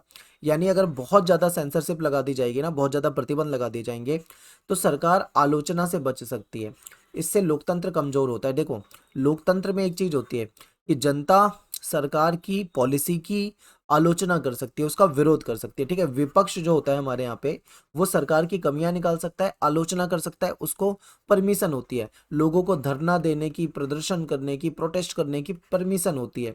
अगर ज़्यादा सेंसरशिप लगा दी जाएगी तो कहीं ना कहीं सरकार की आलोचना भी नहीं कर पाएंगे लोग, क्योंकि उनको जेल में डाल दिया जाएगा। आप देखोगे चाइना वगैरह जैसे देश हैं, यहाँ पे कोई सरकार के खिलाफ बोलता है तो रातों रात गायब कर दिया जाता है उसको। ठीक है, कहाँ जाता है क्या होता है किसी को नहीं पता लगता। तो उसे क्या, उस कंडीशन को क्या कहोगे आप, समझ सकते हो ना क्या होता है। तो ऐसा ही यहाँ पे भी हो सकता है। अगर बहुत ज़्यादा सेंसरशिप होगी तो लोग आलोचना भी नहीं कर पाएंगे, प्रोटेस्ट भी नहीं कर पाएंगे, जो कि लोकतंत्र को कमजोर बनाएगा। सेकंड पॉइंट है सत्ता का दुरुपयोग। आप सभी जानते हैं कि सरकारें जो होती हैं उनके पास बहुत पावर होती है। सरकारें कई बार क्या करती हैं, सत्ता का दुरुपयोग करती है। अगर आपने देखा होगा 1975 में जब देश में इमरजेंसी लगाई गई थी, तो उस समय इंदिरा गांधी ने लोगों के अधिकार तक छीन लिए थे। ठीक है, विपक्षी सारे नेताओं को जेल डाल दिया था, किसी को भी प्रोटेस्ट करने का अधिकार नहीं था। तो ऐसे में क्या हुआ था, सत्ता का दुरुपयोग हुआ था। तो सेंसरशिप का उपयोग जो है वो विरोधी दलों, जो मतलब अपोजिशन होता है, या जो पत्रकार होता है जो सरकार के खिलाफ लिखता है, या जो कलाकार होता है, इनको दबाने के लिए किया जाता है। ठीक है, तो कई बार अगर सेंसरशिप का इस्तेमाल ऐसे किया जाने लगे, जो कि इंदिरा गांधी ने उस समय में किया था, तो ये क्या हो जाता है, ये गलत हो जाता है। ठीक है, लोकतंत्र के लिए अच्छा नहीं है। थर्ड पॉइंट है सोच और रचनात्मकता पे प्रभाव, यानी बहुत ज़्यादा कंट्रोल रखना। ठीक है, इससे क्या होता है, विचारों का प्रवाह रुक जाता है। समाज में जो बौद्धिक वर्ग होता है वो अपनी बातों को नहीं रख सकता है, तो बौद्धिक विकास भी रुक जाता है। तो ये होता है सेंसरशिप। ठीक है, अब इसका निष्कर्ष क्या है, निष्कर्ष में आप बता सकते हो कि लोकतांत्रिक व्यवस्था में सेंसरशिप को देखें तो वो पूरी तरीके से उचित भी नहीं है और पूरी तरीके से अनुचित भी नहीं है। जहाँ पे आवश्यकता है, जहाँ पे लगता है कि नेशनल सिक्योरिटी को, लोकतंत्र को, या देश को, या युवा वर्ग को, या किसी पर्टिकुलर वर्ग को खतरा हो रहा है, तो वहाँ पे उसको रोका जा सकता है। ठीक है, उसको कम किया जा सकता है। लेकिन जहाँ पे लगता है कि भाई जरूरत है, तो वहाँ पे बिल्कुल होना चाहिए, क्योंकि उससे नुकसान होता है। ठीक है, यानी कि सेंसरशिप होनी चाहिए लेकिन संतुलित होनी चाहिए, एक बैलेंस होनी चाहिए, विवेकपूर्ण यानी सोच समझ के लगानी चाहिए, और न्याय संगत होनी चाहिए। ठीक है, तो ये हो जाएगा हमारा सेंसरशिप वाला क्वेश्चन। अगला प्रश्न है कि राजनीतिक सिद्धांत के उदारवादी परंपरा पर एक लघु निबंध लिखो। ठीक है, आई थिंक ये क्वेश्चन कुछ मिलता जुलता सा लग रहा है, हम कर चुके हैं, बाकी एक बार और कर लेते हैं। उदारवादी परंपरा आप जानते हो, इसमें आधुनिक राजनीतिक सिद्धांत की सबसे प्रभावशाली परंपरा इसको माना जाता है। ठीक है, क्योंकि लिबरल जो होते हैं, जो वेस्ट से निकली है ये विचारधारा, तो ये बहुत ज़्यादा प्रभावी है और टिकाऊ धाराओं में से एक है। ये परंपरा 17वीं शताब्दी में यूरोप जो है, यहाँ पे सामाजिक, धार्मिक और राजनीतिक परिवर्तन का जो पृष्ठभूमि थी, वहाँ से ये विकसित हुई थी। क्योंकि उस समय में निरंकुश शासन होता था, राजशाही होती थी, धार्मिक रूढ़िवादिता थी, सामंती व्यवस्था होती थी, सामंतवाद होता था। तो कहीं ना कहीं जो लोगों की स्वतंत्रता थी, लोगों की तर्कशीलता थी, उनके मानव अधिकार थे, ठीक है, वो उनको नहीं मिल पाते थे। तो इसके लिए लोगों ने क्या करा था, आंदोलन करा था, विद्रोह किया था, तब जाके ये उदारवादी परंपरा विकसित हो पाई थी। ठीक है, तो ये बहुत महत्वपूर्ण है। अब बात करते हैं कि उदारवाद के मूल सिद्धांत क्या होते हैं। तो इसमें व्यक्तिवाद होता है, यानी व्यक्ति की बात की जाती है। ठीक है, व्यक्ति को सबसे इंपॉर्टेंट माना जाता है। तो उदारवादी विचारकों के अनुसार अगर हम देखें तो व्यक्ति जो होता है वो समाज का आधार इकाई है। ठीक है, यानी समाज की मेन इकाई जो होती है वो व्यक्ति होती है, व्यक्तियों से ही समाज बनता है। ठीक है, इसमें ये माना जाता है व्यक्ति जो होता है वो अपने हित, अपने उद्देश्य और अपने जीवन के बारे में सोच सकता है, क्योंकि उसके पास बुद्धि है, वो उसके लिए क्या सही है वो डिसीजन ले सकता है अपने लिए। तो ऐसे में व्यक्ति को स्वतंत्रता देनी चाहिए, व्यक्ति को समानता देनी चाहिए। ठीक है, उसको अधिकार मिलने चाहिए, ऐसी बातें करता है उदारवाद। लॉक और जेस मिल ने कहा है कि व्यक्ति अपनी भलाई के बारे में सर्वोत्तम निर्णायक होता है, यानी अपने भले के बारे में व्यक्ति जो है वो अच्छे से सोच सकता है, समझ सकता है। व्यक्ति की स्वतंत्रता सामाजिक प्रगति की शर्त होती है। सेकंड पॉइंट है प्राकृतिक अधिकार यानी नेचुरल राइट्स। तो उदारवादी ऐसा मानते हैं कि मनुष्य जो होता है जन्म से ही जीवन, स्वतंत्रता, अभिव्यक्ति और संपत्ति जैसे अधिकारों का अधिकारी होता है। ठीक है, तो जो जॉन लॉक है, इन्होंने कहा है कि राज्य इन अधिकारों का सृजनकर्ता नहीं है, केवल संरक्षक है। यानी कि इनका मानना है कि जब मनुष्य का जन्म होता है तो अपने आप ही उसे जीवन की स्वतंत्रता मिल जाती है, अभिव्यक्ति की स्वतंत्रता मिल जाती है, या संपत्ति जैसे अधिकार मिल जाते हैं। ठीक है, ऐसे में ये अधिकार उसको नेचर से मिले, ईश्वर से मिले हैं। तो जो राज्य होता है वो केवल उसको उसको संरक्षण करेगा, राज्य ने नहीं बनाए ये नियम, ये पहले से ही है। ठीक है, कानून का शासन, रूल ऑफ लॉ, यानी उदारवाद सरकार को कानून के अधीन रखने की वकालत करता है। ठीक है, सरकार जो होगी कानून के अधीन होगी, कोई भी व्यक्ति या कोई भी संस्था जो है वो कानून से ऊपर नहीं मानी जाएगी।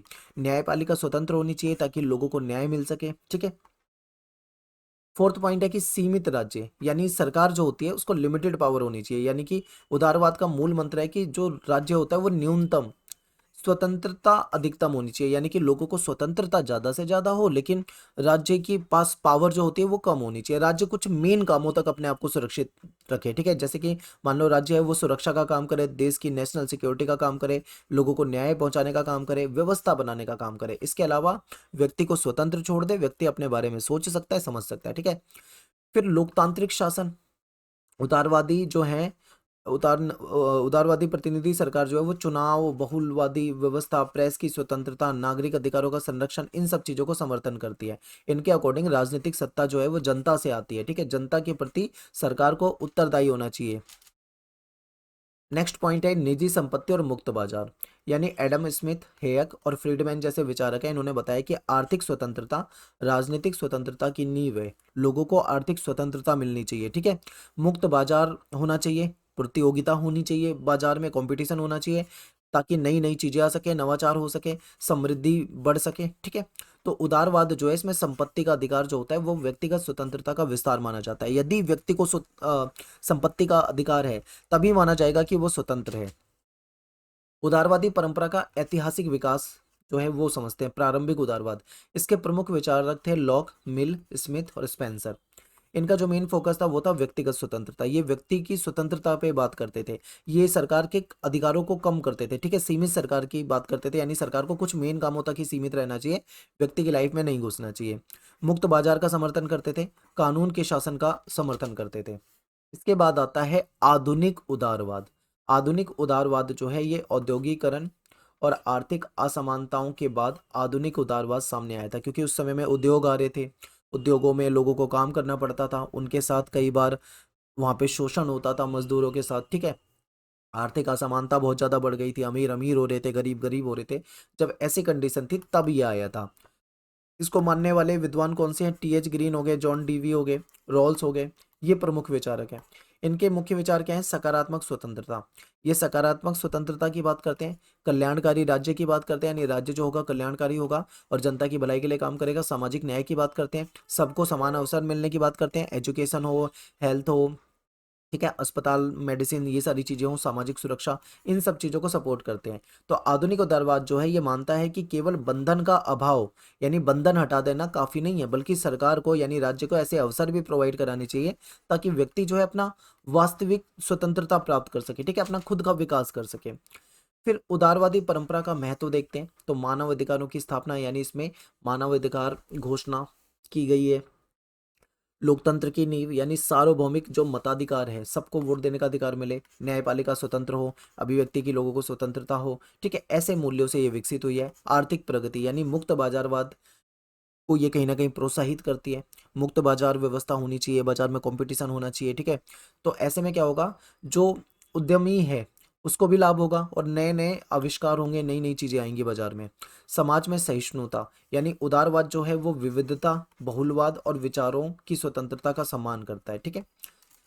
उदारवाद की आलोचना भी हुई है, कहते हैं कि यह आर्थिक असमानता बढ़ाता है। मार्क्सवादी जो विचारक हैं वो इसको सही नहीं मानते, वो कहते हैं ये निजी संपत्ति और मुक्त बाजार को ज्यादा प्रोत्साहित करता है, जिससे कि मजदूरों का, गरीब लोगों का शोषण होता है, यानी समाज में वर्ग विभाजन हो जाता है, ठीक है, समाज जो है दो वर्ग में बढ़ जाता है। फिर कहते हैं कि केवल औपचारिक समानता, यानी व्यवहारिक जीवन में, रियल लाइफ में सभी लोगों के लिए अवसर समान नहीं होते हैं। गरीब व्यक्ति के लिए स्वतंत्रता का उतना उपयोग नहीं होता है, ठीक है, सीमित उपयोग होता है। थर्ड पॉइंट है कि राज्य की भूमिका को कम करके आंकना, यानी कई सामाजिक समस्या जैसे गरीबी है, बेरोजगारी है, स्वास्थ्य है, ये केवल बाजार में संभव नहीं है, बाजार इसको सॉल्व नहीं कर सकता, इसको राज्य को यानी सरकार को सॉल्व करना होगा इस प्रॉब्लम को। और यहाँ पे तो आप कहते हो कि सरकार को कम कामों में ध्यान देना चाहिए, बस सुरक्षा पे ध्यान देना चाहिए, ठीक है, तो ऐसे काम नहीं चलता। फिर अत्यधिक व्यक्तिवाद, यानी व्यक्तिवाद बहुत ज्यादा है, सबसे ज्यादा इसमें इसमें समाज को, समुदाय को महत्व नहीं दिया जाता, इसमें बस व्यक्ति को महत्व दिया जाता है, जो कि अच्छा नहीं है, ठीक है। निष्कर्ष में आप बता देना कि उदारवादी जो परंपरा है इसमें आधुनिक राजनीति को गहराई से प्रभावित किया है। ये यूरोप से शुरुआत होती थी, क्योंकि वहां पे पहले सामंतवादी व्यवस्था थी, वहां पे कहीं ना कहीं साम्राज्यवाद होता था, ठीक है, तो इस कारण से वहां पे फिर स्वतंत्रता, अधिकार, न्याय के लिए मांग उठी और फिर बाद में ये धारणाएं विकसित हुई थी, ठीक है, तो ये सारी बातें आपको बतानी है। अब आखिरी क्वेश्चन है कि सकारात्मक भेदभाव से क्या समझते हो, इसके बारे में आपको बताना है। तो देखिए, सकारात्मक भेदभाव यानी जो पॉजिटिव डिस्क्रिमिनेशन होता है वो क्या होता है? तो ऐसे व्यक्ति या सामाजिक समूह इनको विशेष अवसर या सुविधाएं या संरक्षण प्रदान करना जो ऐतिहासिक, सामाजिक, आर्थिक या राजनीतिक रूप से लंबे समय से वंचित हैं, कमजोर हैं, पिछड़े हैं, ऐसे लोगों को अगर विशेष अधिकार दे दिया जाए तो इसको पॉजिटिव डिस्क्रिमिनेशन की कैटेगरी में रखा जाता है। ठीक है, आपको पता है हमारे देश में जाति प्रथा है, कुछ जातियां ऐसी हैं जिनके साथ सदियों से भेदभाव होता है, तो ऐसे में वो काफी दबे कुचले हैं, पिछड़े हैं, एजुकेशन उतनी नहीं मिल पाई है। ठीक है, तो ऐसे में आरक्षण का प्रावधान किया गया। आरक्षण से उनको क्या होगा, एजुकेशन में, स्कूल में, कॉलेज में, नौकरियों में, हर जगह आरक्षण दे दिया जाएगा। तो ये मान के आरक्षण शुरू किया गया था कि इससे इनकी कंडीशन जो है उसमें सुधार आएगा और बाद में आरक्षण को समाप्त कर दिया जाएगा। यानी आरक्षण जो था एक टेम्परेरी प्रोविजन था। ठीक है, कि जब सही समय आ जाएगा, जब समाज में समानता हो जाएगी तो उसको समाप्त कर दिया जाएगा, ये बातें थी। तो इसको क्या कहा जाता है, इसको कहीं ना कहीं ये माना जाता है कि ये पॉजिटिव, आप इसको डिस्क्रिमिनेशन कह सकते हो। ठीक है, तो आरक्षण जो है ये सकारात्मक कार्यवाही या विशेष संरक्षण नीति भी आप इसको कह सकते हो। इसका उद्देश्य जो है वो है समानता, ताकि समाज में जो दबे कुचले लोग हैं, जिनके साथ भेदभाव होता था, जो समाज में उठ नहीं पाए हैं, वो समाज के समान हो जाएं। ठीक है, ताकि जो समूह लंबे समय से अवसरों से वंचित थे वो मुख्य धारा में आ जाए, उनको अवसर मिलने शुरू हो जाए, उनकी कंडीशन सुधर जाए। सकारात्मक भेदभाव, ये जो डिस्क्रिमिनेशन है इसकी आवश्यकता क्यों पड़ी, तो ऐतिहासिक और सामाजिक अन्याय दूर करने के लिए। आपको पता है कि सदियों से जाति के आधार पे, नस्ल के आधार पे, लिंग के आधार पे, गरीबी के आधार पे शोषण हुआ है। तो सकारात्मक भेदभाव जो है उनके लाइफ स्टाइल जो है, उसका जीवन स्तर जो है उसको ऊपर उठाने के लिए लाया गया था। फिर अवसर की समानता सुनिश्चित करने के लिए, यानी सैद्धांतिक रूप से सभी समान है, लेकिन व्यवहार में देखें, अगर हम असल में देखें तो संसाधन या अवसरों की भारी असमानता है। कुछ लोग ऐसे हैं जिनके पास ना संसाधन है ना अवसर है, गरीब है, दबे कुचले हैं, ऐसे में वो भी मुख्य धारा में जुड़ सके, तो ऐसे में इसकी आवश्यकता पड़ी है। ठीक है, कमजोर वर्गों को प्रतिस्पर्धा योग्य बनाने के लिए, जो वर्ग शिक्षा, स्वास्थ्य और रोजगार में पीछे रह गए हैं, उन्हें आगे आने के लिए कुछ एक्स्ट्रा हेल्प मिल जाती है। ठीक है, इस सकारात्मक भेदभाव की वजह से सामाजिक न्याय प्राप्त करने के लिए रॉल्स के जो सिद्धांत था, जिसमें डिफरेंस प्रिंसिपल था। ठीक है, इसके अकॉर्डिंग हमने क्या पढ़ा था, समाज में असमानताएं तभी स्वीकार्य होंगी जब वो कमजोर लोगों को फायदा पहुंचाएगी। ठीक है, तो जैसे आरक्षण हो गया, छात्रवृत्ति हो गया, प्राथमिकता के आधार पे चयन हो गया, ये सब कहीं ना कहीं क्या है, गरीब लोगों को, कमजोर लोगों को, पिछड़े लोगों को फायदा पहुंचाता है। ठीक है, कमजोर वर्गों को फायदा पहुंचाता है, तो इसलिए इसको सही माना गया है। अब ये जो सकारात्मक भेदभाव है इसके कुछ प्रमुख रूप, तो आपको पता है एजुकेशनल इंस्टीट्यूट जो होते हैं वहाँ पे SC ST OBC को, महिला को, दिव्यांग को, इनको आरक्षण की व्यवस्था है। जो गवर्नमेंट जॉब होती है उसमें आरक्षण का की आरक्षण का मतलब सिस्टम होता है, वहाँ पे लोगों को आरक्षण मिलता है। आर्थिक रूप से जो कमजोर लोग हैं, जो EWS कैटेगरी में आते हैं, उनको हेल्प हो जाती है आरक्षण से। महिलाओं के लिए राजनीतिक प्रतिनिधित्व मिल जाता है, क्योंकि आपको पता है राजनीति में महिलाएं कम हैं, तो उनको भी प्रतिनिधित्व मिल सके तो उनको भी आरक्षण, यानी उनके लिए सीटें आरक्षित कर दी जाती है। ठीक है, इसके अलावा छात्रवृत्ति हो गई, फीस में छूट दे देना, कोचिंग में सहायता दे देना, ये कुछ तरीके होते हैं। फिर सकारात्मक भेदभाव के लाभ क्या है, तो सामाजिक न्याय की पुनर्स्थापना, यानी जो वंचित समुदाय हैं इनको वो अवसर मिलते हैं जो उन्हें ऐतिहासिक रूप से नहीं मिल पाए हैं। कमजोर समूहों का सशक्तिकरण, ठीक है, यानी जो शिक्षा है, रोजगार है, राजनीतिक सहभागिता है, इसमें इनकी उपस्थिति बढ़ती है। समाज की एकता और समरसता, आर्थिक सामाजिक असमानता कम होने से समाज जो होता है वो कहीं ना कहीं महत्वपूर्ण हो जाता है।